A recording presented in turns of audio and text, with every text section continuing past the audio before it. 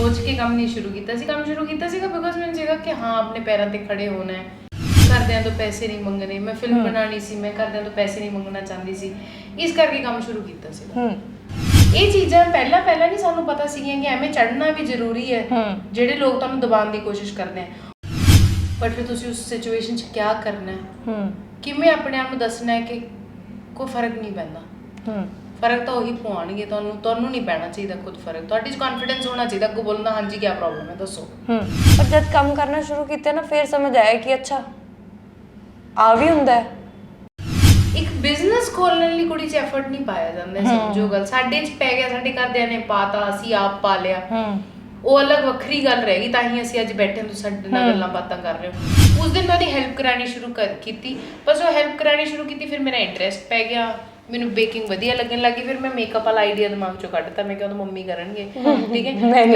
ਮੈਂ ਬੇਕਿੰਗ ਸਿੱਖਣੀ ਮੈਂ ਬ੍ਰੈਡ ਕਰੂੰਗੀ ਕੰਮ ਸ਼ੁਰੂ ਕਰਨਾ ਇਸ ਕਿ ਤੁਸੀਂ ਜਿਹੜੀ ਚੀਜ਼ ਬਣਾਉਂਦੇ ਹੋ ਮੈਂ ਅਗਰ ਜਿਵੇਂ ਸੋਚਦੀ ਹਾਂ ਜਿਹੜੀ ਚੀਜ਼ ਬਣਾਉਂਦੇ ਹੋ ਸਮਝੋ ਕਿ ਤੁਸੀਂ ਆਪਣੇ ਆਪ ਨੂੰ ਇਹ ਕਹੋ ਕਿ ਮੈਂ ਇਹਦੇ ਪਹਿਲੇ 50 ਪੀਸ ਵੇਚਣੇ ਨੇ ਆਪਣੇ ਆਸ-ਪਾਸ ਜਾਣਨ ਵਾਲੇ ਲੋਕ ਆਪ ਘਰੋਂ ਬਣਾ ਕੇ ਜੇ ਤੁਸੀਂ ਕਨਸਟੈਂਟਲੀ ਉਹ ਸੋਚੋਗੇ ਕਿ ਹਾਂ ਮੇਰੀ ਚੀਜ਼ ਹੋ ਹੀ ਗਈ ਹੈ ਤਾਂ ਆਟੋਮੈਟਿਕਲੀ ਤੁਹਾਡੀ એનર્ਜੀ ਉਸ ਚੀਜ਼ 'ਚ ਸਹੀ ਤਰੀਕੇ ਨਾਲ ਪਏਗੀ ਉਹ ਹੋ ਹੀ ਜਾਏਗੀ ਔਰ ਘੱਟ ਐਫਰਟ ਲੱਗੇਗਾ ਉਸ ਚੀਜ਼ 'ਚ ਹਿੰਦੁਸਤਾਨੀ ਅਸੀਂ ਘੱਟ ਗੱਲ ਕਰਦੇ ਹਾਂ ਇਸ ਚੀਜ਼ ਬਾਰੇ ਮੈਂਟਲ ਹੈਲਥ ਬਾਰੇ ਤੇ ਆਈ ਥਿੰਕ ਜਦ ਅਸੀਂ ਮੈਂਟਲ ਹੈਲਥ ਨੂੰ ਵੀ ਇੰਪੋਰਟੈਂਸ ਦੇਣ ਲੱਗ ਜੂਗੇ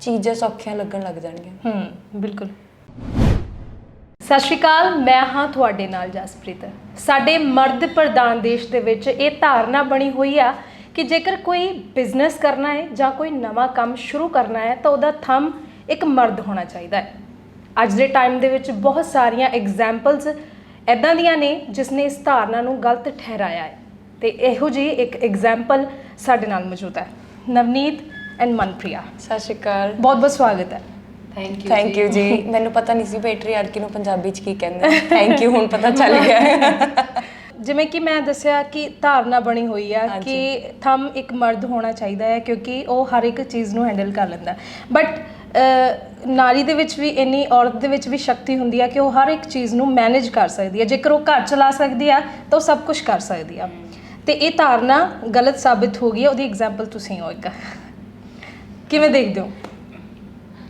ਇਹ ਮਤਲਬ ਕੰਮ ਸ਼ੁਰੂ ਕੀਤਾ ਸੀਗਾ ਜਦ ਤਾਂ ਇਹ ਨਹੀਂ ਸੋਚਿਆ ਸੀਗਾ ਅੱਛਾ ਪੈਟਰੀਆਰਕੀ ਨੂੰ ਥੋੜਾ ਧੱਕਾ ਲਾਵਾਂਗੇ ਠੀਕ ਹੈ ਕਿ ਆਪਣੀ ਜਗ੍ਹਾ ਬਣਾਵਾਂਗੇ ਐਵੇਂ ਨਹੀਂ ਸੋਚ ਕੇ ਕੰਮ ਨਹੀਂ ਸ਼ੁਰੂ ਕੀਤਾ ਸੀਗਾ ਬਿਕੋਜ਼ ਮੈਨੂੰ ਸੀਗਾ ਕਿ ਹਾਂ ਆਪਣੇ ਪੈਰਾਂ ਤੇ ਖੜੇ ਹੋਣਾ ਹੈ ਘਰਦਿਆਂ ਤੋਂ ਪੈਸੇ ਨਹੀਂ ਮੰਗਣੇ ਮੈਂ ਫਿਲਮ ਬਣਾਉਣੀ ਸੀ ਮੈਂ ਘਰਦਿਆਂ ਤੋਂ ਪੈਸੇ ਨਹੀਂ ਮੰਗਣਾ ਚਾਹੁੰਦੀ ਸੀ ਇਸ ਕਰਕੇ ਕੰਮ ਸ਼ੁਰੂ ਕੀਤਾ ਸੀਗਾ ਬਟ ਜਦ ਕਰਨਾ ਸ਼ੁਰੂ ਕੀਤਾ ਤਾਂ ਇਹ ਰਿਅਲਾਈਜ਼ ਹੋਇਆ ਕਿ ਕਿੰਨੀ ਪ੍ਰੋਬਲਮਸ ਤੁਹਾਨੂੰ ਆਉਂਦੀਆਂ ਨੇ ਸਿਰਫ ਬਿਕੋਜ਼ ਤੁਸੀਂ ਇੱਕ ਜਨਾਨੀ ਹੋ ਤੁਹਾਨੂੰ ਤੁਸੀਂ ਆਪਾਂ ਬੈਠੇ ਸੀ ਹਲੇ ਤੁਸੀਂ ਦੇਖਿਆ ਮੈਨੂੰ ਫੋਨ ਆਇਆ ਸੀ ਪਹਿਲਾਂ ਮੇਰੇ EMPLOYEE ਨਾਲ ਉਹਨੇ ਗੱਲ ਕੀਤੀ ਜੋ ਕੁੜੀ ਹੈ ਜਿਹੜੀ ਉਹਨੂੰ ਉਹ ਚੜ ਕੇ ਉੜ ਕੇ ਪਏ ਨੇ ਜਿਹੜੇ ਸਪਲਾਇਰ ਆ ਸਾਡੇ ਕਿ ਤੁਸੀਂ ਬਿੱਲ ਕਮਾਤੇ ਠੀਕ ਹੈ ਫਿਰ ਜਦ ਮੈਂ ਉੱਪਰੋਂ ਚੜ ਕੇ ਪਈ ਕਿ ਹਾਂ ਜੀ ਦੱਸੋ ਜੀ ਕਿਹੜੇ ਬਿੱਲ ਕਮਾਤੇ ਫਿਰ ਉਹ ਠੰਡੇ ਹੋ ਗਏ ਇਹ ਚੀਜ਼ਾਂ ਪਹਿਲਾਂ ਨਹੀਂ ਸਾਨੂੰ ਪਤਾ ਸੀਗੀਆਂ ਕਿ ਐਵੇਂ ਚੜ੍ਹਨਾ ਵੀ ਜ਼ਰੂਰੀ ਹੈ ਜਿਹੜੇ ਲੋਕ ਤੁਹਾਨੂੰ ਦਬਾਉਣ ਦੀ ਕੋਸ਼ਿਸ਼ ਕਰਦੇ ਆ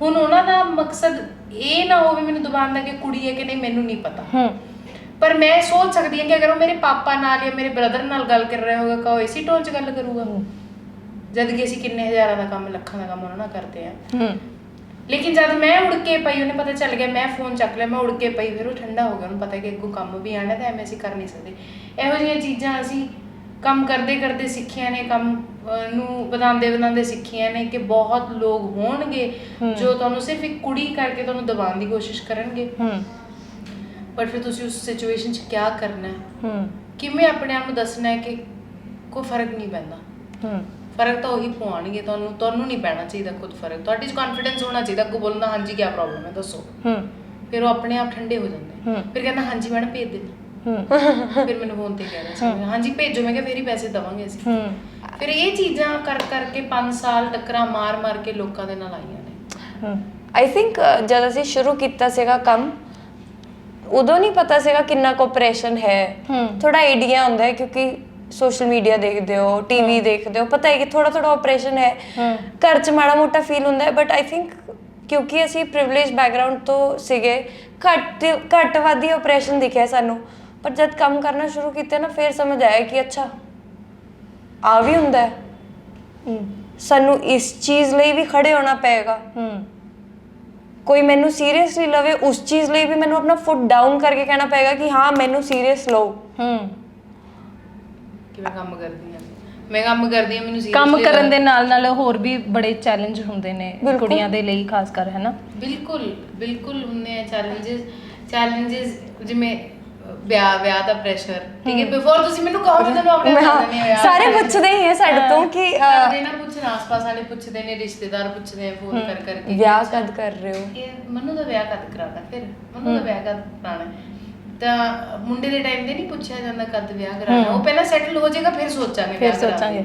ਬਟ ਸਾਡੇ ਟਾਈਮ ਤੇ ਆਏ ਕੁਐਸਚਨਸ, ਈਵਨ ਤੋਂ ਮੇਰੇ ਪੇਰੈਂਟਸ ਕੇਅਰ ਨਹੀਂ ਕਰਦੇ, ਉਹਨਾਂ ਨੇ ਮਤਲਬ ਕਦੀ ਕੇਅਰ ਨਹੀਂ ਕੀਤਾ ਇਸ ਸਵਾਲ ਦਾ ਜਵਾਬ ਦੇਣ ਲਈ, ਬਟ ਕੁਐਸਚਨਸ ਹਮੇਸ਼ਾ ਆਏ। ਚਲੋ ਸਵਾਲ ਆਉਂਦੇ ਨੇ, ਜਿੱਦਾਂ ਧਾਰਨਾ ਇਹ ਬਣੀ ਹੋਈ ਹੈ ਕਿ ਮਰਦ ਥੰਮ ਹੋਣਾ ਚਾਹੀਦਾ, ਉਦਾਂ ਹੀ ਧਾਰਨਾ ਬਣੀ ਹੋਈ ਹੈ ਕਿ ਮੁੰਡੇ ਸੈਟਲ ਹੋਣਗੇ, ਵਿਆਹ ਕਰਾਣਗੇ, ਕੁੜੀਆਂ ਵਿਆਹ ਕਰਾ ਕੇ ਸੈਟਲ ਹੋ ਜਾਣਗੀਆਂ।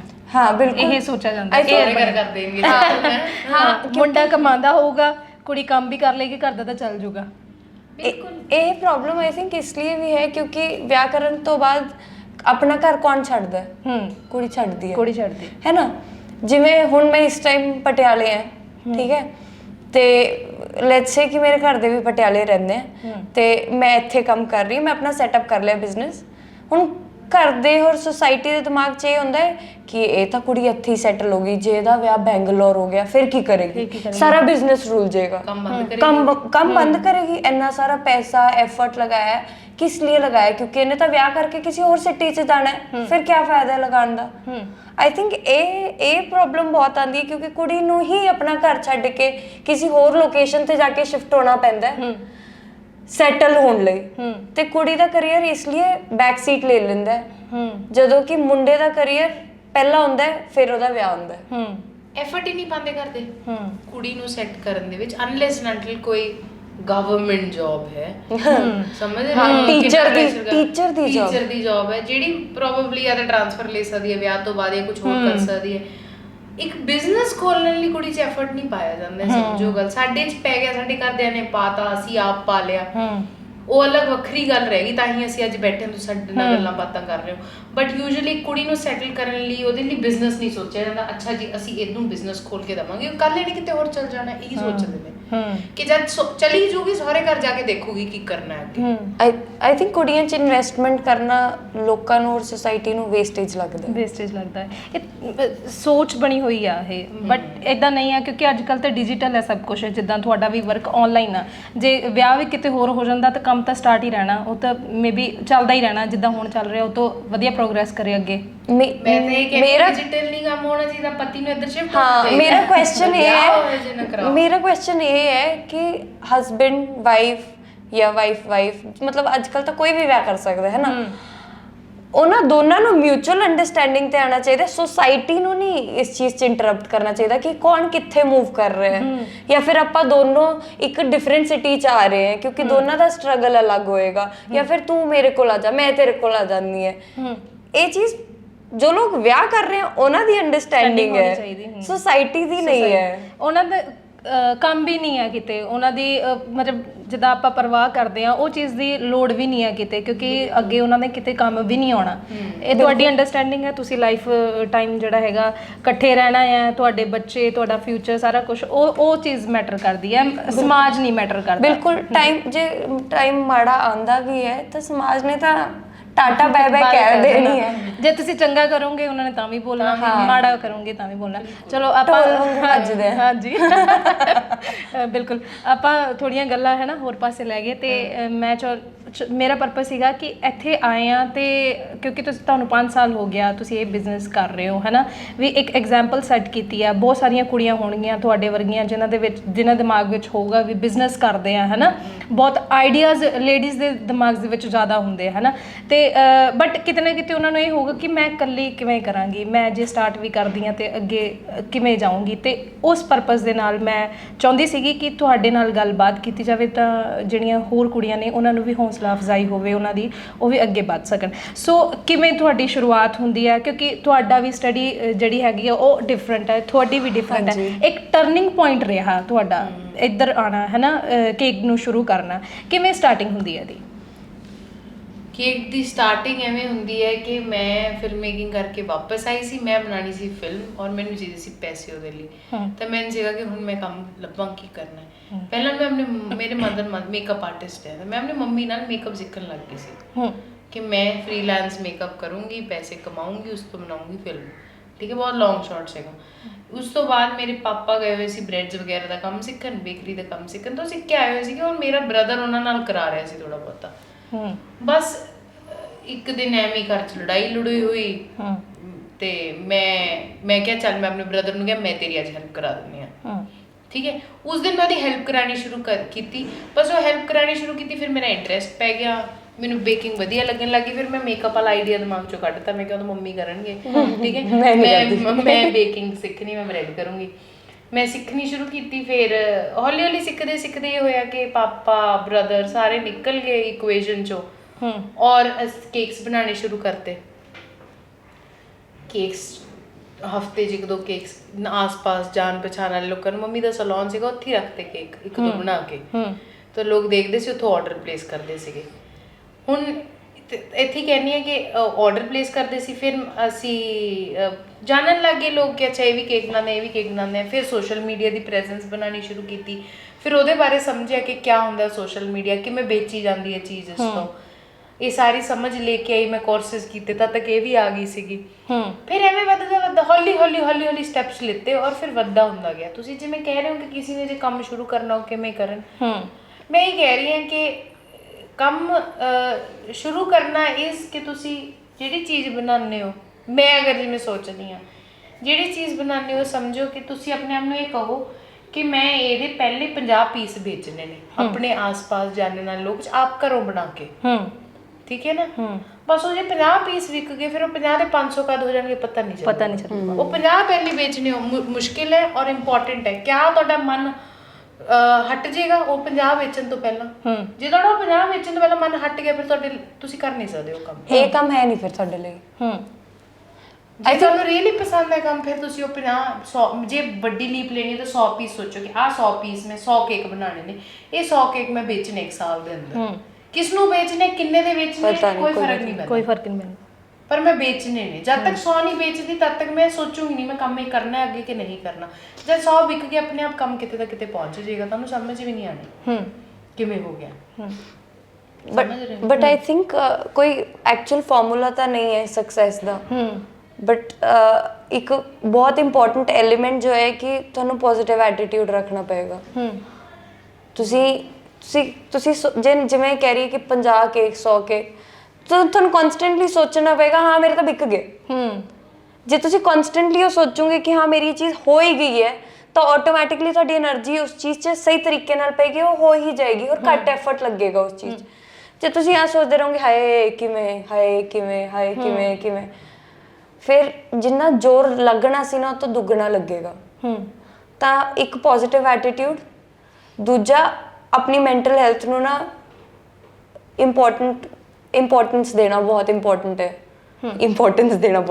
ਹਾਂ, 2 ਵਾਰ ਮੈਂ ਇੰਪੋਰਟੈਂਟ ਵਰਡ ਯੂਜ਼ ਕੀਤਾ ਤਾਂ ਇੰਪੋਰਟੈਂਟ ਹੀ ਹੋਏਗਾ ਕਿ ਕਿਸੇ ਦਿਨ ਐਵੇਂ ਹੋਏਗਾ ਕੇਕ ਵਧੀਆ ਨਹੀਂ ਬਣਿਆ, ਕਿ ਕਸਟਮਰ ਨੂੰ ਅੱਛਾ ਨਹੀਂ ਲੱਗਿਆ, ਖਰਾਬ ਹੋ ਗਿਆ, 100 ਚੀਜ਼ਾਂ ਹੋ ਸਕਦੀਆਂ। ਕਦੀ ਵੀ ਬਿਜ਼ਨਸ 'ਚ ਕੁਝ ਵੀ ਹੋ ਸਕਦਾ, ਕੁਝ ਵੀ ਕੰਮ ਕਰ ਲਓ, ਪ੍ਰੋਬਲਮਸ ਆਉਂਦੀਆਂ ਹੀ ਨੇ। ਹਾਂਜੀ ਬਿਲਕੁਲ, ਬਟ ਉਹਨਾਂ ਨੂੰ ਇੱਕ ਸਾਈਡ ਤੇ ਰੱਖ ਕੇ ਤੁਸੀਂ ਚੱਲਦੇ ਰਹਿਣਾ ਚਾਹੀਦਾ ਤੁਹਾਨੂੰ। ਹਾਂ ਇਹ ਵੀ, ਪਰ ਤੁਸੀਂ ਆਪਣਾ ਮੈਂਟਲ ਹੈਡ ਸਪੇਸ ਤੁਸੀਂ ਆਪਣੇ ਆਪ ਨੂੰ, ਜਿਵੇਂ ਆਪਾਂ ਜੇ ਸਿੱਕ ਹੁੰਦੇ ਆ, ਅਸੀਂ ਜ਼ੁਕਾਮ ਹੋ ਗਿਆ, ਬੁਖਾਰ ਹੋ ਗਿਆ, ਆਪਾਂ ਰੈਸਟ ਦਿੰਦੇ ਆ, ਤਾਂ ਸਾਨੂੰ ਆਪਣੇ ਮੈਂਟਲ ਹੈਲਥ ਨੂੰ ਵੀ ਰੈਸਟ ਦੇਣੀ ਚਾਹੀਦੀ ਹੈ। ਜੇ ਕਿਸੇ ਦਿਨ ਐਵੇਂ ਹੋਇਆ ਕਿ ਹਾਂ ਮੇਰੀ ਬੱਸ ਹੋ ਗਈ, ਮੇਰੀ ਨਾ ਹੋ ਗਈ, ਤੁਹਾਨੂੰ ਆਪਣੇ ਦਿਮਾਗ ਨੂੰ ਵੀ ਛੁੱਟੀ ਦੇਣੀ ਪਏਗੀ ਆਪਣੇ ਬੋਡੀ ਦੇ ਇਲਾਵਾ।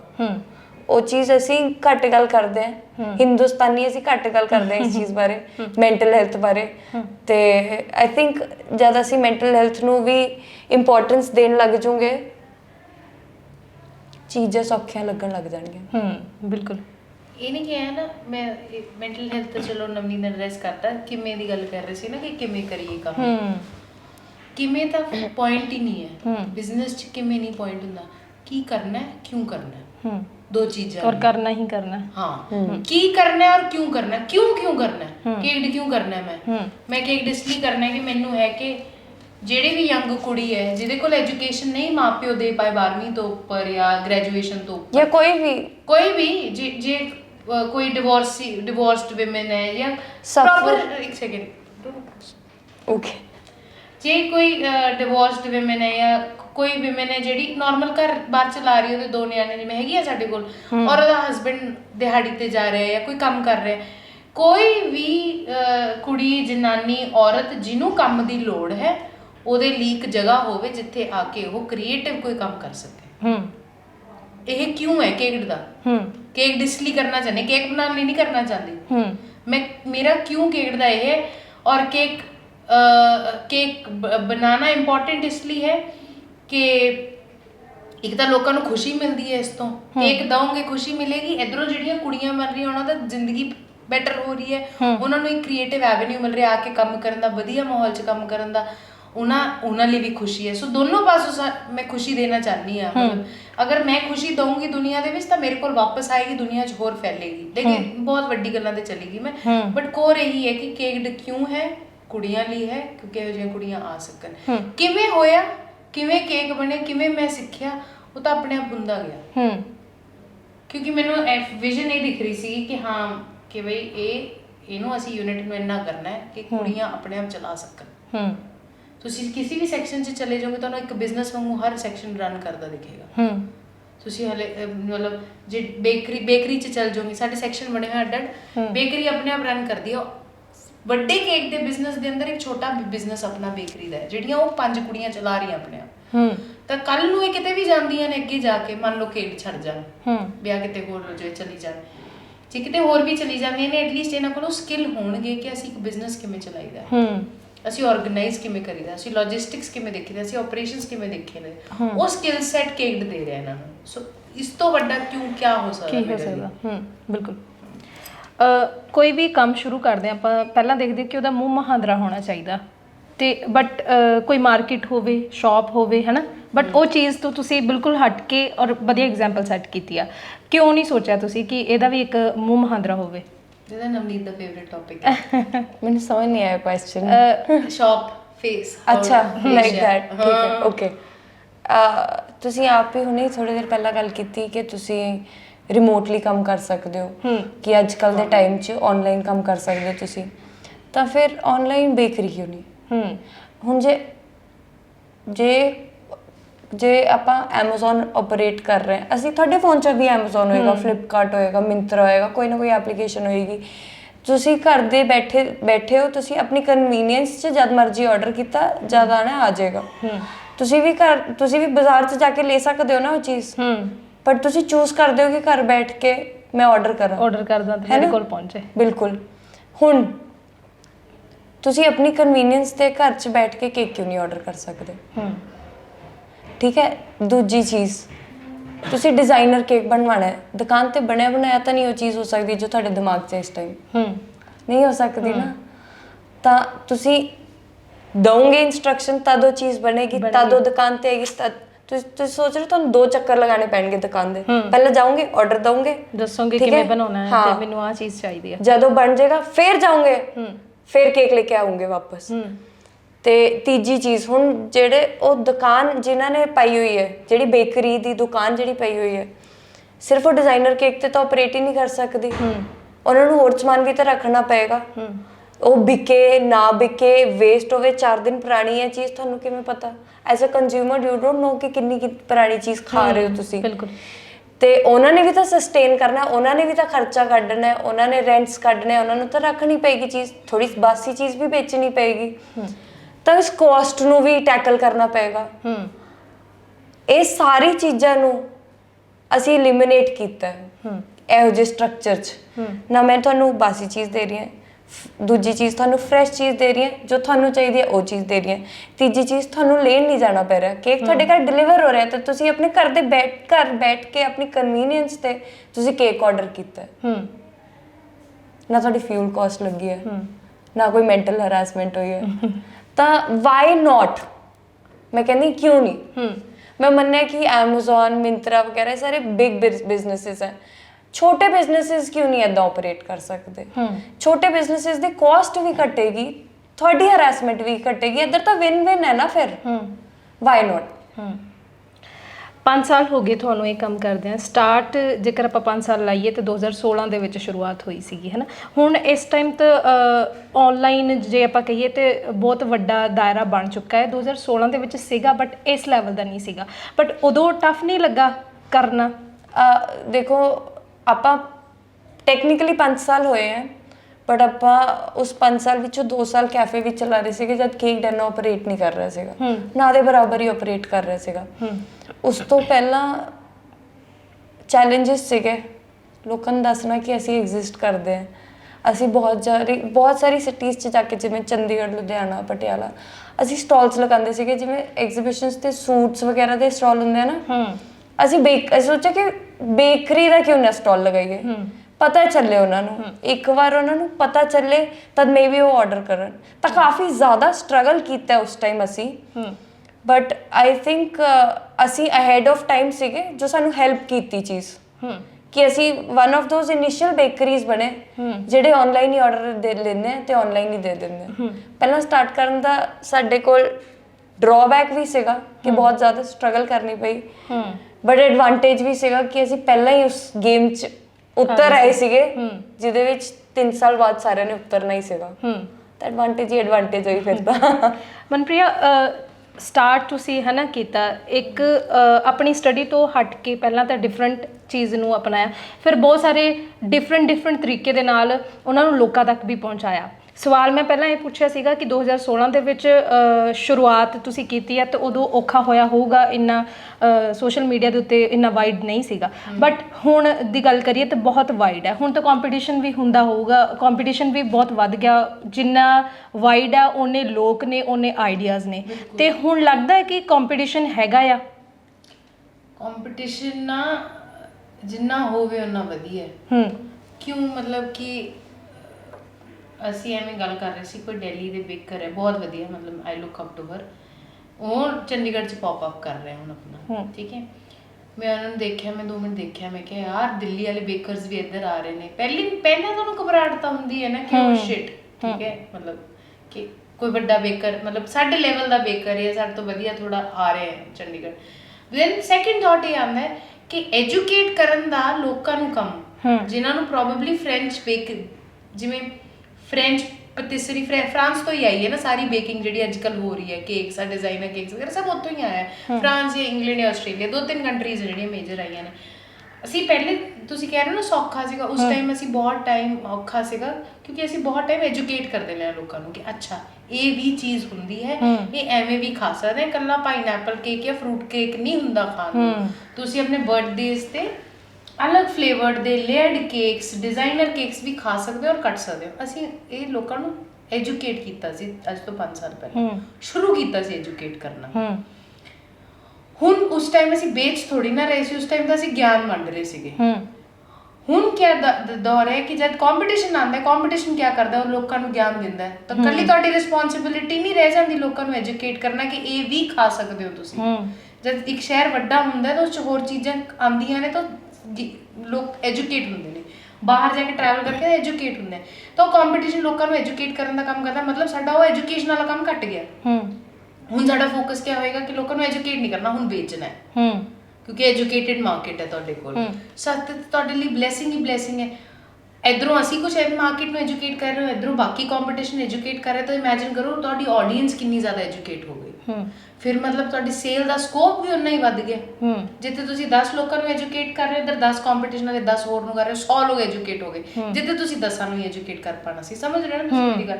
ਫਿਰ ਤੁਸੀਂ 100 ਲੋਕਾਂ ਨੂੰ ਹੁਣ ਵੇਚ ਸਕਦੇ ਹੋ, 100 ਲੋਕ ਓਪਨ ਹੈ ਤੁਹਾਡੇ ਕੋਲ ਆਉਣ ਲਈ। ਤਾਂ ਕੰਪੀਟੀਸ਼ਨ ਆਲਵੇਜ਼, ਹਮੇਸ਼ਾ ਐਵੇਂ ਜਿਹੜੇ ਵੀ ਲੋਕ ਬਿਜ਼ਨਸ ਕਰਦੇ ਆ ਕੰਮ ਕਰਦੇ ਨੇ ਕੰਪੀਟੀਸ਼ਨ ਨਾਲ ਨਾ ਸਾਹ ਛਡਾਉਣ ਦੀ ਲੋੜ ਨਹੀਂ ਕਿ ਉਹ ਮਰ ਗਏ ਕਿ ਨਵੀਂ ਬੇਕਰੀ ਆ ਗਈ ਹੈ ਕੁਝ ਨਹੀਂ ਮਤਲਬ ਨਵੀਂ ਬੇਕਰੀ ਆ ਰਹੀ ਹੈ ਮਤਲਬ ਡਿਮਾਂਡ ਹੈ ਮਤਲਬ ਸਪਲਾਈ ਤੁਸੀਂ ਦੇ ਰਹੇ ਹੋ ਮਤਲਬ ਤੁਸੀਂ ਆਪਣੀ ਸਪਲਾਈ ਹੋਰ ਵਧਾ ਸਕਦੇ ਹੋ ਕਿ ਲੋਕ ਹੋਰ ਮੰਗ ਰਹੇ ਨੇ ਠੀਕ ਹੈ ਆਫ ਕੋਰਸ ਉਸ ਸਪਲਾਈ ਜਿਹੜੀ ਤੁਸੀਂ ਦੇ ਰਹੇ ਹੋ ਉਸ ਦੇ ਵਿੱਚ ਚੀਜ਼ਾਂ ਵੱਖ-ਵੱਖ ਤਰ੍ਹਾਂ ਦੀਆਂ ਹੋਣੀਆਂ ਚਾਹੀਦੀਆਂ ਨੇ ਇੰਪਰੂਵਡ ਚੀਜ਼ਾਂ ਹੋਣੀਆਂ ਚਾਹੀਦੀਆਂ ਨੇ ਨਵੀਆਂ ਚੀਜ਼ਾਂ ਤੁਹਾਨੂੰ ਇੰਟਰੋਡਿਊਸ ਕਰਨੀਆਂ ਚਾਹੀਦੀਆਂ ਨੇ ਸਮਝ ਰਹੇ ਹੋ ਉਹ ਚੀਜ਼ਾਂ ਨਾ ਕਦੀ ਲੂਜ਼ ਕਰਨੀਆਂ ਕਿ ਕੰਪੀਟੀਸ਼ਨ ਆਇਆ ਤਾਂ ਤੁਸੀਂ ਧਰ ਹੱਥ ਕਰਕੇ ਬੈਠ ਗਏ ਸੀ ਤੁਹਾਨੂੰ ਨਵੀਆਂ ਚੀਜ਼ਾਂ ਇੰਪਰੂਵ ਕਰਨ ਸਮੇਂ ਦੇ ਨਾਲ ਬੈਟਰ ਚੀਜ਼ਾਂ ਕਰਨੀਆਂ ਸ਼ੁਰੂ ਕਰਨੀਆਂ ਪੈ ਜਾਣਗੀਆਂ ਤੁਹਾਨੂੰ ਤਾਂ ਸਾਡੇ ਲਈ ਕੰਪੀਟੀਸ਼ਨ ਜਦ ਆਏਗਾ ਤਾਂ ਅਸੀਂ ਆਲਰੇਡੀ ਸੋਚਣਾ ਸ਼ੁਰੂ ਕਰਤਾ ਹੈ ਕਿਆ ਹੋਰ ਇੰਟਰੋਡਿਊਸ ਕਰਨਾ ਹੈ ਕਿਆ ਬੈਟਰ ਕਰਨਾ ਹੈ ਕਿਆ ਆਪਣੇ ਆਪਰੇਸ਼ਨਸ 'ਚ ਬੈਟਰ ਕਰਨਾ ਹੈ ਡਿਲੀਵਰੀਜ਼ ਕਿਵੇਂ ਬੈਟਰ ਕਰਨੀਆਂ ਨੇ ਆਰਡਰ ਟੇਕਿੰਗ ਕਿਵੇਂ ਬੈਟਰ ਕਰਨੀ ਹੈ ਕੰਪੀਟੀਸ਼ਨ ਆ ਰਿਹਾ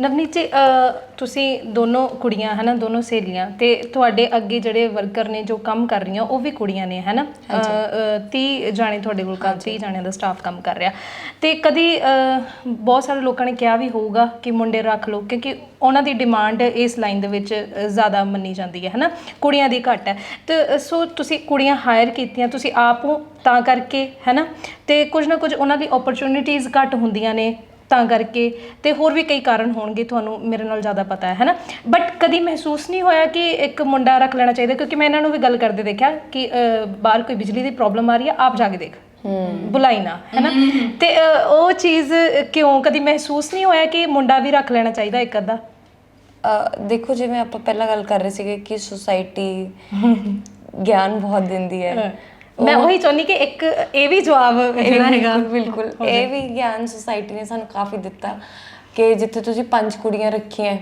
ਜਿਹੜੀ ਟ੍ਰੇਨਡ ਨਹੀਂ ਹੈ ਉਹਦੀ ਜਗ੍ਹਾ ਉਹਦੇ ਪਿੱਛੋਂ ਇੱਕ ਮੁੰਡਾ ਰੱਖ ਲਓ ਜਿਹੜਾ ਟ੍ਰੇਨਡ ਹੈ ਤੁਹਾਡਾ ਹੈਡੇਕ ਘਟ ਜਾਏਗਾ ਕੰਮ ਸੌਖਾ ਹੋ ਜਾਏਗਾ ਬਟ ਜਿਵੇਂ ਮਨਪ੍ਰਿਆ ਨੇ ਪਹਿਲਾਂ ਬੋਲਿਆ ਕਿ ਅਸੀਂ ਕਿਉਂ ਕਰ ਰਹੇ ਹਾਂ ਕਿਡ ਉਹ ਸਾਡਾ ਕਿਉਂ ਮਰ ਜਾਂਦਾ ਫਿਰ ਕਿਉਂ ਸਾਡੇ ਕੋਲ ਰੀਜ਼ਨ ਨਹੀਂ ਹੁੰਦਾ ਕੋਈ ਕੇਟ ਚਲਾਉਣ ਦਾ ਜੇ ਰੀਜ਼ਨ ਨਹੀਂ ਹੋਏਗਾ ਤਾਂ ਮੋਟੀਵੇਸ਼ਨ ਨਹੀਂ ਹੋਏਗੀ ਜੇ ਮੋਟੀਵੇਸ਼ਨ ਨਹੀਂ ਹੋਏਗੀ ਮਨਪ੍ਰਿਆ ਔਰ ਮੈਂ ਕਰ ਹੀ ਨਹੀਂ ਸਕਦੇ ਐਨੀ ਅਦਰ ਬਿਜ਼ਨਸ ਵਾਂਗੂ ਕਰ ਰਹੇ ਹੁੰਦੇ ਔਰ ਜੇ ਆਪਾਂ ਐਨੀ ਅਦਰ ਬਿਜ਼ਨਸ ਵਾਂਗੂ ਕਰ ਰਹੇ ਹੁੰਦੇ ਤਾਂ ਅਸੀਂ ਇੰਟਰਸਟ ਲੂਜ਼ ਕਰ ਲੈਂਦੇ ਔਰ ਅੱਜ ਜਿੱਥੇ ਅਸੀਂ ਬੈਠੇ ਹਾਂ ਤੁਸੀਂ ਮੈਂ ਗੱਲ ਕਰ ਰਹੇ ਅਸੀਂ ਇਸ ਜਗ੍ਹਾ ਬੈਠ ਨਾ ਪਾਉਂਦੇ ਤਾਂ ਸਾਡੇ ਕੋਲ ਐਕਚੁਅਲੀ ਉਹ ਥਾਟ ਆਇਆ ਹੀ ਨਹੀਂ ਕਦੀ ਲੋਕਾਂ ਨੇ ਜ਼ਰੂਰ ਪਾਉਣ ਦੀ ਕੋਸ਼ਿਸ਼ ਕੀਤੀ ਹੈ ਦੋ ਚੀਜ਼ਾਂ ਕਿ ਇੱਕ ਮੁੰਡੇ ਕਿਉਂ ਨਹੀਂ ਰੱਖ ਲੈਂਦੇ ਟ੍ਰੇਡ ਦੂਜੀ ਸ਼ਾਪ ਕਿਉਂ ਨਹੀਂ ਖੋਲ ਲੈਂਦੇ ਬਟ ਤੁਹਾਡੇ ਇਲਾਵਾ ਤੁਹਾਨੂੰ ਹੋਰ ਕੋਈ ਦੱਸ ਨਹੀਂ ਸਕਦਾ ਤੁਹਾਡਾ ਬਿਜ਼ਨਸ ਕਿਵੇਂ ਚੱਲੇਗਾ ਜਾਂ ਤੁਸੀਂ ਕਿਵੇਂ ਆਪਰੇਟ ਕਰ ਸਕਦੇ ਹੋ ਤੁਹਾਨੂੰ ਹੀ ਪਤਾ ਹੈ ਇਸ ਮੈਂ ਐਡ ਵੀ ਕਰੂੰਗੀ ਕੱਲ ਕਿ ਮਤਲਬ ਕਿ ਜਿਹੜੇ ਲੋਕਾਂ ਨੇ ਵੀ ਮਤਲਬ ਸਾਨੂੰ ਸੁਣਿਆ ਹੋਏਗਾ ਜਾਂ ਅਸੀਂ ਵੀ ਗੱਲ ਕਰ ਰਹੇ ਹਾਂ ਅਸੀਂ ਮੁੰਡਿਆਂ ਦੇ ਅਗੇਂਸਟ ਨਹੀਂ ਹੈਗੇ ਨਵਨੀਤ ਦਾ ਇੱਕ ਕਜ਼ਨ ਹੈ ਉਹਨੇ ਉਸ ਦਿਨ ਮੈਸੇਜ ਕੀਤਾ ਤੁਸੀਂ ਨਾ ਜੀਣ ਦੋ ਔਰਤਾਂ ਮਰਦਾਂ ਨੂੰ ਇਕੱਠੇ ਠੀਕ ਹੈ ਐਵੇਂ ਮੈਸੇਜ ਕੀਤਾ ਉਹਨੇ ਤੇ ਮੈਂ ਇਹ ਨਹੀਂ ਕਹਿ ਰਹੀ ਕਿ ਉਹ ਅਸੀਂ ਮੁੰਡੇ ਨਹੀਂ ਰੱਖਾਂਗੇ ਸਾਡੇ ਡਰਾਈਵਰਸ ਹਨ ਤਿੰਨ ਮੇਲ ਮੈਂਬਰਸ ਹੈਗੇ ਆ ਤਿੰਨੋਂ ਡਰਾਈਵਰਸ ਹੈ ਇਵੈਂਚੁਅਲੀ ਮੈਂ ਚਾਹਨੀ ਹਾਂ ਕਿ ਕੁੜੀਆਂ ਡਿਲੀਵਰੀਜ਼ ਦੇਣ ਠੀਕ ਹੈ ਹੁਣ ਇਹਦਾ ਮਤਲਬ ਇਹ ਨਹੀਂ ਕਿ ਅਸੀਂ ਮੁੰਡਿਆਂ ਦੇ ਖਿਲਾਫ ਹਾਂ ਜਾਂ ਅਸੀਂ ਇਹਨੂੰ ਪੇਟਰੀਆਰਕੀ ਨੂੰ ਜਦ ਤੁਸੀਂ ਦਬਾਉਂਦੇ ਹੋ ਇਹਦਾ ਮਤਲਬ ਇਹ ਨਹੀਂ ਹੋ ਜਾਂਦਾ ਕਿ ਸਿਰਫ ਮਰਦ ਨੀਚੇ ਹੋ ਜਾਣ ਔਰਤਾਂ ਉੱਪਰ ਹੋ ਜਾਣ ਫੈਮਿਨਿਜ਼ਮ ਦਾ ਮਤਲਬ ਹੁੰਦਾ ਜਿਹੜੇ ਅੱਜ ਕੱਲ ਬਹੁਤ ਲੋਕ ਗਲਤ ਲੈਣ ਲੱਗੇ ਉਹਨਾਂ ਦਾ ਫੈਮਿਨਿਜ਼ਮ ਦਾ ਮਤਲਬ ਹੁੰਦਾ ਮਰਦ ਔਰ ਔਰਤ ਇੱਕੋ ਹੀ ਲੈਵਲ ਤੇ ਹੋਣ ਹਿਊਮੈਨਿਟੀ ਦੀ ਗੱਲ ਹੋਵੇ ਇੱਕ ਆਪਸ ਤਾਂ ਮੇਰਾ ਮਕਸਦ ਇਹ ਹੈ ਕਿ ਇਹਦੇ ਨਾਲ ਇਹ ਨਹੀਂ ਕਿ ਮੁੰਡਿਆਂ ਨੂੰ ਤੱਕੀ ਜੋ ਸਾਡਾ ਸਿਰਫ ਇੰਨਾ ਮਕਸਦ ਹੈ ਕਿ ਕੁੜੀਆਂ ਜਿਨ੍ਹਾਂ ਨੂੰ ਓਪਰਚੁਨਿਟੀ ਨਹੀਂ ਮਿਲਦੀ ਜਿਹੜੀਆਂ ਸ਼ਾਇਦ ਜਾ ਕੇ ਖੇਤਾਂ 'ਚ ਕੰਮ ਨਹੀਂ ਕਰ ਸਕਦੀਆਂ ਜਾਂ ਜਿਹੜੀਆਂ ਜਾ ਕੇ ਦੁਕਾਨਾਂ ਤੇ ਨਹੀਂ ਬੈਠ ਸਕਦੀਆਂ ਪੇਂਟ ਦੀ ਦੁਕਾਨ ਤੇ ਕੁੜੀ ਥੋੜਾ ਨਾ ਬੈਠ ਸਕਦੀ ਹੈ ਜਾ ਕੇ ਮਤਲਬ ਬੈਠ ਸਕਦੀ ਹੈ ਬਟ ਲਾਈਕ ਕੋਈ ਹਾਇਰ ਨਹੀਂ ਕਰੇਗਾ ਉਹਨੂੰ ਮੋਬਾਈਲ ਦੀ ਦੁਕਾਨਾਂ ਤੇ ਕੁੜੀਆਂ ਥੋੜਾ ਨਾ ਮੋਬਾਈਲ ਦਿਖਾ ਰਹੀ ਹੁੰਦੀਆਂ ਤੁਹਾਨੂੰ ਕਦੀ ਗਏ ਹੋ ਕਦੀ ਮੋਬਾਈਲਾਂ ਦੀ ਦੁਕਾਨ ਜਿਹੜੀਆਂ ਲੋਕਲ ਹੁੰਦੀਆਂ ਨਹੀਂ ਹੁੰਦੀਆਂ ਨਾ ਕੁੜੀਆਂ ਹੁੰਦੀਆਂ ਠੀਕ ਹੈ ਬੇਕਰੀ 'ਚ ਜਾਂਦੇ ਹੋ ਯੂਜੂਅਲੀ ਮੁੰਡੇ ਹੀ ਕੰਮ ਕਰ ਰਹੇ ਹੁੰਦੇ ਨੇ ਜਿਹੜੀ ਕਮਰਸ਼ੀਅਲ ਬੇਕਰੀਜ਼ ਹੁੰਦੀਆਂ ਨੇ ਜਾਂ ਹੋਮ ਬੇਕਰੀ 'ਚ ਔਰਤਾਂ ਹੁੰਦੀਆਂ ਨੇ ਠੀਕ ਹੈ ਹੁਣ ਜਿੰਨੀਆਂ ਵੀ ਦੁਕਾਨਾਂ ਤੁਸੀਂ ਬਾਜ਼ਾਰ 'ਚ ਜਾ ਕੇ ਦੇਖ ਲਓ 80% 90% ਜੇ ਮੈਂ ਗਲਤ ਨਹੀਂ ਹੈਗੀ ਮੈਂ ਕਾਊਂਟ ਨਹੀਂ ਕੀਤਾ ਬਟ ਮੈਨੂੰ ਲੱਗਦਾ ਹੈ ਕਿ ਉੱਥੇ ਮੁੰਡੇ ਹੀ ਕੰਮ ਕਰਦੇ ਜੋ ਇਹ ਕੁੜੀਆਂ ਮੇਰੇ ਕੋਲ ਕੰਮ ਕਰਦੇ ਉਹਨਾਂ ਦੇ ਭਰਾ ਨੇ ਮੈਂ ਸੋਚਦੀ ਹਾਂ ਤਾਂ ਉਹਨਾਂ ਦੀਆਂ ਭੈਣਾਂ ਕੋਲ ਜਗ੍ਹਾ ਹੋਣੀ ਚਾਹੀਦੀ ਨਾ ਕੋਈ ਕੰਮ ਕਰਨ ਨੂੰ ਬਸ ਕੇਕ ਡੋਹੀ ਜਗ੍ਹਾ ਹੈ ਇਹਦਾ ਮਤਲਬ ਇਹ ਨਹੀਂ ਕਿ ਮੈਂ ਨੀਚੇ ਖਿੱਚ ਰਹੀ ਹਾਂ ਮੁੰਡਿਆਂ ਨੂੰ ਜਾਂ ਮੈਂ ਇਹ ਕਹਿ ਰਹੀ ਹਾਂ ਕਿ ਉਹ ਮੁੰਡੇ ਬੇਕਾਰ ਹੈ। ਕੋਈ ਇਹੋ ਜਿਹੇ ਨਹੀਂ। ਤਾਂ ਨਵਨੀਤ ਦੇ ਕਜ਼ਨ ਨੂੰ ਜਿਹਨੇ ਵੀ ਉਹ ਮੈਸੇਜ ਲਿਖਿਆ ਸੀ ਅਮਰਿੰਦਰ, ਜਿਹੜੇ ਲੋਕ ਇਹ ਸੋਚਦੇ ਨੇ ਸਾਨੂੰ ਦੇਖ ਕੇ ਕਿ ਇਹ ਤਾਂ ਕੁੜੀਆਂ ਨਜਾਇਜ਼ ਹੀ ਲੜਾਈ ਕਰਵਾਈ ਦਿੰਦੀਆਂ, ਸਾਡਾ ਕੋਈ ਮਕਸਦ ਨਹੀਂ। ਸਾਡਾ ਇਹ ਹੈ ਕਿ ਜਿਹੜੀ ਕੁੜੀ ਨੂੰ ਪੜ੍ਹਨ ਦਾ ਮੌਕਾ ਨਹੀਂ ਮਿਲਿਆ, ਘਰ 'ਚ ਕੋਈ ਪ੍ਰੋਬਲਮ ਆ ਗਈ, ਸਹੁਰੇ ਵੱਲੋਂ ਕੋਈ ਪ੍ਰੋਬਲਮ ਆ ਗਈ, ਉਹਨਾਂ ਕੋਲ ਇੱਕ ਯਾਰ ਸੇਫ ਸਪੇਸ ਹੋਏ, ਉਹਨਾਂ ਕੋਲ ਵੀ ਓਪਰਚੁਨਿਟੀ ਹੋਏ, ਜਗ੍ਹਾ ਹੋਏ। ਸਾਨੂੰ ਦੇਖ ਕੇ ਦੇਖੋ, ਅਸੀਂ ਕਰਾਂਗੇ ਕੰਮ ਇਹੋ ਜਿਹਾ। ਤੁਸੀਂ ਇੰਟਰਵਿਊ ਲਓਗੇ, 1000 ਲੋਕ ਦੇਖਣਗੇ, ਉਸ 'ਚ ਸ਼ਾਇਦ ਇੱਕ ਜਣਾ ਇਹੋ ਜਿਹਾ ਕੋਈ ਹੋਰ ਖੋਲ ਲਵੇ ਦੇਖ ਕੇ ਕਿ ਮੈਂ ਕਰਿਆਨੇ ਦੀ ਦੁਕਾਨ ਖੋਲਣੀ ਹੈ, ਮੰਨ ਲਓ ਕਿ ਮੈਂ 2 ਕੁੜੀਆਂ ਰੱਖੂੰਗੀ ਕੁੜੀਆਂ ਲਈ। ਕੋਈ ਮਤਲਬ ਕਿਤੇ ਤਾਂ ਚੇਂਜ ਆਏਗਾ ਨਾ, 0.1% ਪਰ ਆਏਗਾ ਤਾਂ ਸਹੀ। ਮੈਂ ਕੁਝ ਐਡ ਕਰਨਾ ਚਾਹੂੰਗੀ। ਬਿਲਕੁਲ ਕਿ ਸੋਸਾਇਟੀ 'ਚ ਨਾ ਆਪਣੇ ਵੋਇਡ ਹੁੰਦਾ ਹੈ, ਖਾਲੀਪਨ ਹੁੰਦਾ ਨਾ ਜਿਹੜਾ, ਉਹੀ ਭਰਨ ਦੀ ਕੋਸ਼ਿਸ਼ ਕਰ ਰਹੇ ਸੀ ਕਿ ਇੰਨੀ ਸਾਰੀ ਕੁੜੀਆਂ ਜਿਨ੍ਹਾਂ ਕੋਲ ਜੌਬ ਦੀ ਓਪਰਚੁਨਿਟੀ ਨਹੀਂ ਹੈ। ਹੁਣ ਮੈਂ ਜਦ ਕੁੜੀਆਂ ਕਹਿ ਰਹੀ ਹਾਂ, ਮੈਂ ਸਿਰਫ ਕੁੜੀਆਂ ਨਹੀਂ ਕਹਿਣਾ ਚਾਹੁੰਦੀ, ਮੈਂ ਟਰਾਂਸਜੈਂਡਰ ਲੋਕਾਂ ਨੂੰ ਵੀ ਹਾਇਰ ਕਰਨਾ ਚਾਹੁੰਦੀ ਹਾਂ। ਕਿਉਂਕਿ ਇੱਕ ਔਰਤ ਐਵੇਂ, ਮੈਂ ਤੁਹਾਨੂੰ ਸੋਸਾਇਟੀ ਦੱਸ ਦਿੰਦੀ ਕਿਵੇਂ ਆਪਰੇਟ ਕਰਦੀ ਹੈ। ਆਦਮੀ, ਔਰਤ, ਟਰਾਂਸਜੈਂਡਰ ਲੋਕ, ਸਾਨੂੰ ਇਹਨਾਂ ਨੂੰ ਵੀ ਚੱਕ ਕੇ ਨਾ ਇੱਧਰ ਲੈ ਕੇ ਆਣਾ ਹੈ।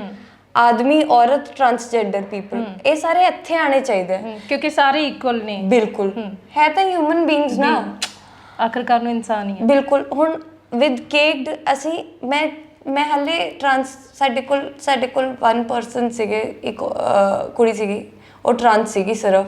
ਬਟ ਮੈਂ ਚਾਹੁੰਦੀ ਹਾਂ ਕਿ ਕੇਕਡ ਇੰਡੀਆ ਵਿੱਚ ਵਿਮਨ ਹੋਰ ਟਰਾਂਸਜੈਂਡਰ ਲੋਕਾਂ ਨੂੰ ਦੋਨਾਂ ਨੂੰ ਹਾਇਰ ਕੀਤਾ ਜਾਵੇ ਤਾਂ ਕਿ ਅਸੀਂ ਕੁਝ ਕਰ ਸਕੀਏ ਔਰ ਸੋਸਾਇਟੀ ਨੂੰ ਇੱਧਰ ਵਿਮਨ ਔਰ ਟਰਾਂਸ ਪੀਪਲ ਨੂੰ ਇੱਧਰ ਲਿਆ ਸਕੀਏ ਅਸੀਂ। ਤਾਂ ਆਈ ਥਿੰਕ ਕੇਕਡ ਇੱਕ ਅੱਛਾ ਪਲੇਟਫਾਰਮ ਹੈ ਜਿੱਥੇ ਅਸੀਂ ਡੈਂਟ ਕ੍ਰੀਏਟ ਕਰ ਸਕਦੇ ਹਾਂ। ਤੇ ਅਗੇਨ ਜੇ ਇਹ ਇੰਟਰਵਿਊ ਦੇਖ ਕੇ ਕੋਈ ਇਹ ਛੋਟੇ ਜਿਹੇ ਡੈਂਟ 'ਚ ਕੁਝ ਐਡ ਕਰਨਾ ਚਾਹੇਗਾ ਤਾਂ ਨਥਿੰਗ ਲਾਈਕ ਇਟ, ਉਹ ਤੋਂ ਬੈਟਰ ਕਿਆ ਹੀ ਚਾਹੀਦਾ ਸਾਨੂੰ, ਹੈ ਨਾ। ਤੇ ਇੱਕ ਬਹੁਤ ਵਧੀਆ ਸੋਚ ਵੀ ਤੁਸੀਂ ਨਾਲ ਲੈ ਕੇ ਚੱਲ ਰਹੇ ਹੋ। ਮੈਂ ਤੁਹਾਡੀ ਨਾ ਇੱਕ ਗੱਲ ਬਾਰ-ਬਾਰ ਸੁਣੀ ਆ ਕਿ ਕਾਰੀਗਰਾਂ ਨਾਲੋਂ ਵਧੀਆ ਲੱਕੜ ਠੋਕ ਲੈਂਦੇ ਆ, ਔਰ ਬਾਰ-ਬਾਰ ਸੁਣਦੀ ਹਾਂ, ਜਿੰਨੀ ਵਾਰੀ ਸੁਣੀ ਆ ਮੈਨੂੰ ਬਹੁਤ ਵਧੀਆ ਲੱਗਦਾ। ਤੇ ਚਲੋ ਕੰਮ ਹੈਗਾ ਹੈ ਨਾ ਉਹਦੇ ਬਾਰੇ, ਤੇ ਉਹ ਚੀਜ਼ ਨਾ ਮਤਲਬ ਖੁਸ਼ੀ ਹੁੰਦੀ ਹੈ ਅੰਦਰੋਂ ਵੀ, ਹੈ ਨਾ, ਤੁਸੀਂ ਇੰਨਾ ਵਧੀਆ ਕੰਮ ਕਰ ਰਹੇ ਹੋ, ਹੈ ਨਾ। ਤੇ ਅੰਦਰੋਂ ਫੀਲਿੰਗ ਜੀ ਆਈ, ਹੈ ਨਾ, ਵੀ ਮੇਰਾ ਦਿਲ ਕਰਦਾ ਸੀ ਇੱਕ ਵਾਰੀ ਤੁਹਾਨੂੰ ਜ਼ਰੂਰ ਦੱਸਾਂ ਇਹ ਬਾਰੇ, ਵੀ ਤੁਹਾਡੀਆਂ ਲਾਈਨ ਮੈਂ ਬਾਰ-ਬਾਰ ਸੁਣੀਆਂ, ਹੈ ਨਾ। ਤੇ ਇੱਕ ਚੀਜ਼ ਹੋਰ ਵੀ ਮੈਂ ਦੇਖੀ ਆ ਕਿ ਤੁਸੀਂ ਕਹਿੰਦੇ ਇਹ ਸਟ੍ਰੈਸ ਘੱਟ ਲੈਂਦੇ ਨੇ, ਤੁਸੀਂ ਥੋੜਾ ਪ੍ਰੈਸ਼ਰ ਜਿਹੜਾ ਹੈ ਕਿ ਪ੍ਰੈਸ਼ਰ ਜਿਹੜਾ ਹੁੰਦਾ ਇਹ ਸ਼ੋਅ ਨਹੀਂ ਕਰਦੇ, ਤੇ ਇਹ ਗੱਲਾਂ ਦੇ ਵਿੱਚ ਵੀ ਮੈਂ ਦੇਖਿਆ ਆ।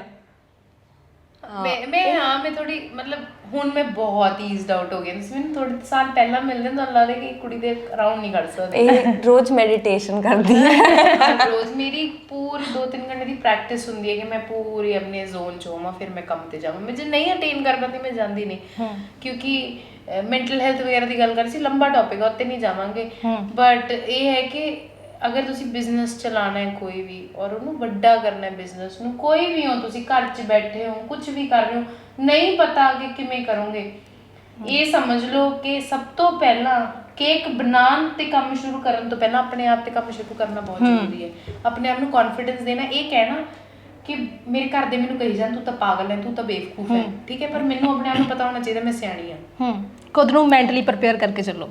ਆਪਣੇ ਆਪ ਨੂੰ ਇਹ ਹਰ ਰੋਜ਼ ਕਹਿਣਾ। ਦੇਖੋ ਇੱਕ ਤਾਂ ਜੇ ਤੁਸੀਂ ਜਨਾਨੀ ਹੋ, ਫਿਰ ਮਰਦਾਂ ਨੂੰ ਪਲੀਜ਼ ਤੁਹਾਡੇ ਲਈ ਮੈਂ ਕੁਝ ਅਗੇਂਸਟ ਨਹੀਂ ਬੋਲ ਰਹੀ, ਬਟ ਫॉर ਜਿੰਨੀਆਂ ਵੀ ਜਨਾਨੀਆਂ ਔਰਤਾਂ ਨੇ ਜਿਹੜੀਆਂ ਕੰਮ ਕਰਨਾ ਚਾਹਣਗੀਆਂ, ਤੁਹਾਨੂੰ ਖਿੱਚਣ ਵਾਲੇ ਹੇਠਾਂ ਬਹੁਤ ਹੋਣਗੇ, ਬਹੁਤ ਹੇਠਾਂ ਖਿੱਚਣ ਵਾਲੇ ਹੋਣਗੇ, ਤੁਹਾਨੂੰ ਨਜਾਇਜ਼ ਗਿਆਨ ਦੇਣ ਵਾਲੇ ਬਹੁਤ ਹੋਣਗੇ, ਔਰ ਤੁਹਾਨੂੰ 10 ਵਾਰ ਲੱਗੂਗਾ ਵੀ ਕਿਆ ਮੈਂ ਗਿਆਨ ਸੁਣਾ ਨਾ ਸੁਣਾ। ਉਹ ਚੀਜ਼ ਨੂੰ ਹਟਾਉਣ ਦੀ ਕਿ ਮੈਂ ਆਪਣੇ ਆਪ ਦੇਖਣਾ ਕਿ ਮੈਂ ਕਿਹੜਾ ਗਿਆਨ ਲੈਣਾ ਕਿਹੜਾ ਨਹੀਂ ਲੈਣਾ, ਉਹਦੇ ਲਈ ਤੁਹਾਨੂੰ ਆਪਣੇ ਆਪ ਨੂੰ ਹਰ ਰੋਜ਼ ਇਹ ਕਹਿਣਾ ਬਹੁਤ ਜ਼ਰੂਰੀ ਹੈ ਕਿ ਮੈਂ ਸਿਆਣੀ ਹਾਂ, ਮੈਂ ਕਰ ਸਕਦੀ ਹਾਂ, ਔਰ ਮੈਂ ਹਾਲੇ ਤੱਕ ਕਰਦੀ ਆਉਂਦੀ ਹਾਂ। ਹਰ ਰੋਜ਼ ਸਵੇਰੇ ਮੇਰਾ ਇਹੀ ਪ੍ਰੋਬਲਮ, ਮੈਂ ਸਟ੍ਰੈਸ ਵੀ ਇਸੀ ਕਰਕੇ ਲੈਂਦੀ ਸੀਗੀ। ਮੈਨੂੰ ਹੁੰਦਾ ਸੀ ਸਾਹ ਚੜ ਜਾਂਦਾ ਮੈਨੂੰ ਕਿ ਹੋਏਗਾ ਨਹੀਂ ਹੋਏਗਾ, 30 ਲੋਕ ਨੇ, ਤਨਖਾਹਾਂ ਦੇਣੀਆਂ ਨੇ, ਕੰਮ ਚਲਾਉਣਾ ਹੈ। ਮਤਲਬ ਕੁੜੀਆਂ ਬਹੁਤ, ਜੇ ਤੁਸੀਂ ਇਸ ਮੈਂਟੈਲਿਟੀ ਨਾਲ ਆਉਂਦੇ ਹੋ ਨਾ ਕਿ ਕੁੜੀਆਂ ਨੂੰ ਸਪੋਰਟ ਕਰਨਾ ਹੈ, ਕੈਪੀਟਲਿਜ਼ਮ ਦੇ ਅਕੋਰਡਿੰਗ ਜੇ ਤੁਸੀਂ ਦੇਖੋ ਤਾਂ ਕੋਈ ਵਧੀਆ ਤਰੀਕਾ ਨਹੀਂ ਹੈ ਕੰਮ ਕਰਨ ਦਾ। ਸਮਝ ਰਹੇ ਹੋ ਕਿ ਤੁਸੀਂ ਸੁਸਾਇਟੀ ਬਾਰੇ ਸੋਚ ਰਹੇ ਹੋ ਜਾਂ ਤੁਸੀਂ ਸਮਾਜ ਬਾਰੇ ਸੋਚ ਰਹੇ ਹੋ। ਕੈਪੀਟਲਿਜ਼ਮ ਦਾ ਮਤਲਬ ਕੀ ਹੁੰਦਾ? ਪ੍ਰੋਫਿਟ ਬਾਰੇ ਸੋਚਣਾ ਕਿ ਪ੍ਰੋਫਿਟ ਕਿੰਨਾ ਆ ਰਿਹਾ। ਸਮਝ ਰਹੇ ਹੋ? ਹੁਣ ਇੱਥੇ ਅਸੀਂ ਦੋਨਾਂ ਦੇ ਮਿਕਸ ਚ ਆ, ਇੱਥੇ ਅਸੀਂ ਸੁਸਾਇਟੀ ਬਾਰੇ ਵੀ ਸੋਚ ਰਹੇ ਹਾਂ, ਅਸੀਂ ਪ੍ਰੋਫਿਟ ਵੀ ਦੇਖਣਾ। ਸਮਝ ਰਹੇ ਹੋ? ਉਹ ਦੋਨੋਂ ਚੀਜ਼ਾਂ ਨੂੰ ਨਾਲ ਲੈ ਕੇ ਚੱਲਣਾ ਮੁਸ਼ਕਿਲ ਹੈ। ਉਹੀ ਮੁਸ਼ਕਿਲ ਹੈ। ਉਸ ਲਈ ਹੀ ਆਪਣੇ ਆਪ ਨੂੰ ਹਰ ਰੋਜ਼ ਉਸ ਜ਼ਹਿਨ 'ਚ ਰੱਖਣਾ, ਮੈਡੀਟੇਟ ਕਰਨਾ, ਸਾਰੇ 1000 ਘੰਟੇ ਕਰਨੇ ਆਪਣੇ ਅਰਾਊਂਡ ਬਹੁਤ ਜ਼ਰੂਰੀ ਹੈ, ਨਹੀਂ ਤਾਂ ਬਹੁਤ ਮੁਸ਼ਕਿਲ ਹੈ ਕਰਨਾ ਕੰਮ। ਨਵਨੀਤ, ਜਦੋਂ ਸਟਾਰਟ ਕਰਦੇ ਹਾਂ ਨਾ, ਆਪਾਂ ਬਹੁਤ ਗੱਲਾਂ ਕੀਤੀਆਂ ਨੇ ਕਿ ਲੋਕ ਕਿਵੇਂ ਬੋਲਦੇ ਨੇ ਕਿ ਤੁਹਾਡੇ ਕੋਲ ਨਹੀਂ ਹੋਣਾ, ਛੱਡ, ਹੈ ਨਾ। ਫਿਰ ਜਦੋਂ ਕੋਈ ਸਟਾਰਟ ਕਰਦਾ ਹੈ, ਪ੍ਰੋਬਲਮਸ ਜਿੱਦਾਂ ਕਿ ਮੈਂ ਪਹਿਲੇ ਕਿਹਾ ਕਿ ਕੁਝ ਵੀ ਤੁਸੀਂ ਕਰ ਲਓ, ਪ੍ਰੋਬਲਮਸ ਤੁਹਾਡਾ ਪਿੱਛਾ ਨਹੀਂ ਛੱਡਣਗੀਆਂ, ਤੁਹਾਨੂੰ ਉਹਨਾਂ ਨੂੰ ਇੱਕ ਪਾਸੇ ਕਰਕੇ ਅੱਗੇ ਲੰਘਣਾ ਹੀ ਪਊਗਾ, ਹੈ ਨਾ। ਅਤੇ ਜਦੋਂ ਉਹ ਪ੍ਰੋਬਲਮਸ ਆਉਂਦੀਆਂ ਤਾਂ ਫਿਰ ਉਹ ਕਿਤੇ ਨਾ ਕਿਤੇ ਬੰਦਾ ਸੋਚ ਲੈਂਦਾ ਕਿ ਸ਼ਾਇਦ ਮੈਂ ਕਿਤੇ ਗਲਤ ਪੰਗਾ ਤਾਂ ਨਹੀਂ ਲੈ ਲਿਆ, ਹੈ ਨਾ, ਵੀ ਮੈਨੂੰ ਇਹ ਚੀਜ਼ ਨਹੀਂ ਸੀ ਕਰਨੀ ਚਾਹੀਦੀ। ਅਤੇ ਜਦੋਂ ਤੁਸੀਂ ਸਟਾਰਟ ਕੀਤਾ, ਤੁਹਾਨੂੰ ਵੀ ਜਿੱਦਾਂ ਤੁਸੀਂ ਕਿਹਾ ਕਈ ਵਾਰੀ ਨਹੀਂ ਵਧੀਆ ਬਣਿਆ ਕੇਕ, ਕਈ ਵਾਰੀ ਡਿਜ਼ਾਈਨ ਵੀ ਵਧੀਆ ਨਹੀਂ, ਕਸਟਮਰ ਨੂੰ ਪਸੰਦ ਨਹੀਂ ਆਇਆ, ਅਤੇ ਉਦੋਂ ਕਦੀ ਇੱਦਾਂ ਫੀਲ ਤਾਂ ਨਹੀਂ ਹੋਇਆ ਕਿ ਸ਼ਾਇਦ ਮੈਂ ਇਹ ਚੀਜ਼ ਨਾ ਸ਼ੁਰੂ ਕਰਦੀ? 100% ਲੱਗਿਆ ਹੈ, ਔਰ ਬਹੁਤ ਵਾਰ ਲੱਗਿਆ ਹੈ, ਹਾਲੇ ਤੱਕ ਲੱਗਦਾ ਹੈ। ਆਈ ਥਿੰਕ ਜੇ ਤੁਸੀਂ ਇਹ ਫੀਲਿੰਗ ਨੂੰ ਬਾਹਰ ਕੱਢ ਦੋ, ਫਿਰ ਤਾਂ ਤੁਸੀਂ ਮਤਲਬ ਤੁਸੀਂ ਸਿੱਧੀ ਪ੍ਰਾਪਤ ਕਰ ਲਈ। ਇਹ ਰੋਜ਼ ਲੱਗਦਾ ਹੈ, ਮਤਲਬ ਕਦੀ ਕਦੀ ਹੁੰਦਾ ਮਹੀਨਾ, ਇੱਕ ਵਾਰ ਨਾ ਜੁਲਾਈ ਦਾ ਮਹੀਨਾ ਸੀਗਾ, ਸਭ ਕੁਝ ਗਲਤ ਹੋ ਰਿਹਾ ਸੀਗਾ, ਸਾਡੀ ਗੱਡੀਆਂ ਖਰਾਬ ਹੋ ਗਈਆਂ, ਸਾਡੇ ਕੇਕ ਖਰਾਬ ਹੋ ਗਏ, ਸਾਡੀ ਗਿਫਟਿੰਗ ਖਰਾਬ ਹੋ ਗਈ, ਮਨਪ੍ਰੀਤ ਔਰ ਮੇਰਾ ਬੁਰਾ ਹਾਲ ਸੀਗਾ, ਫਿਜ਼ੀਕਲੀ ਮੈਂਟਲੀ ਆਪਾਂ ਟੁੱਟੇ ਪਏ ਸੀਗੇ। ਉਸ ਟਾਈਮ ਲੱਗਿਆ ਕਿ ਕਿਆ ਕੰਮ ਬੰਦ ਕਰ ਦਈਏ, ਕਿ ਸਹੀ ਕੀਤਾ ਕੰਮ ਖੋਲ ਕੇ, ਕਿਉਂ ਕਰ ਰਹੇ ਹੈ, ਕਿਆ ਮਿਲੇਗਾ। ਇੰਨੇ ਕੁਐਸਚਨ ਆਉਂਦੇ, ਇੱਕ ਕੁਐਸਚਨ ਨਹੀਂ ਆਉਂਦਾ, 1000 ਕੁਐਸਚਨ ਆਉਂਦੇ, ਔਰ ਸਾਰਿਆਂ ਦਾ ਆਨਸਰ ਉਸ ਟਾਈਮ ਨੈਗੇਟਿਵ ਲੱਗਦਾ।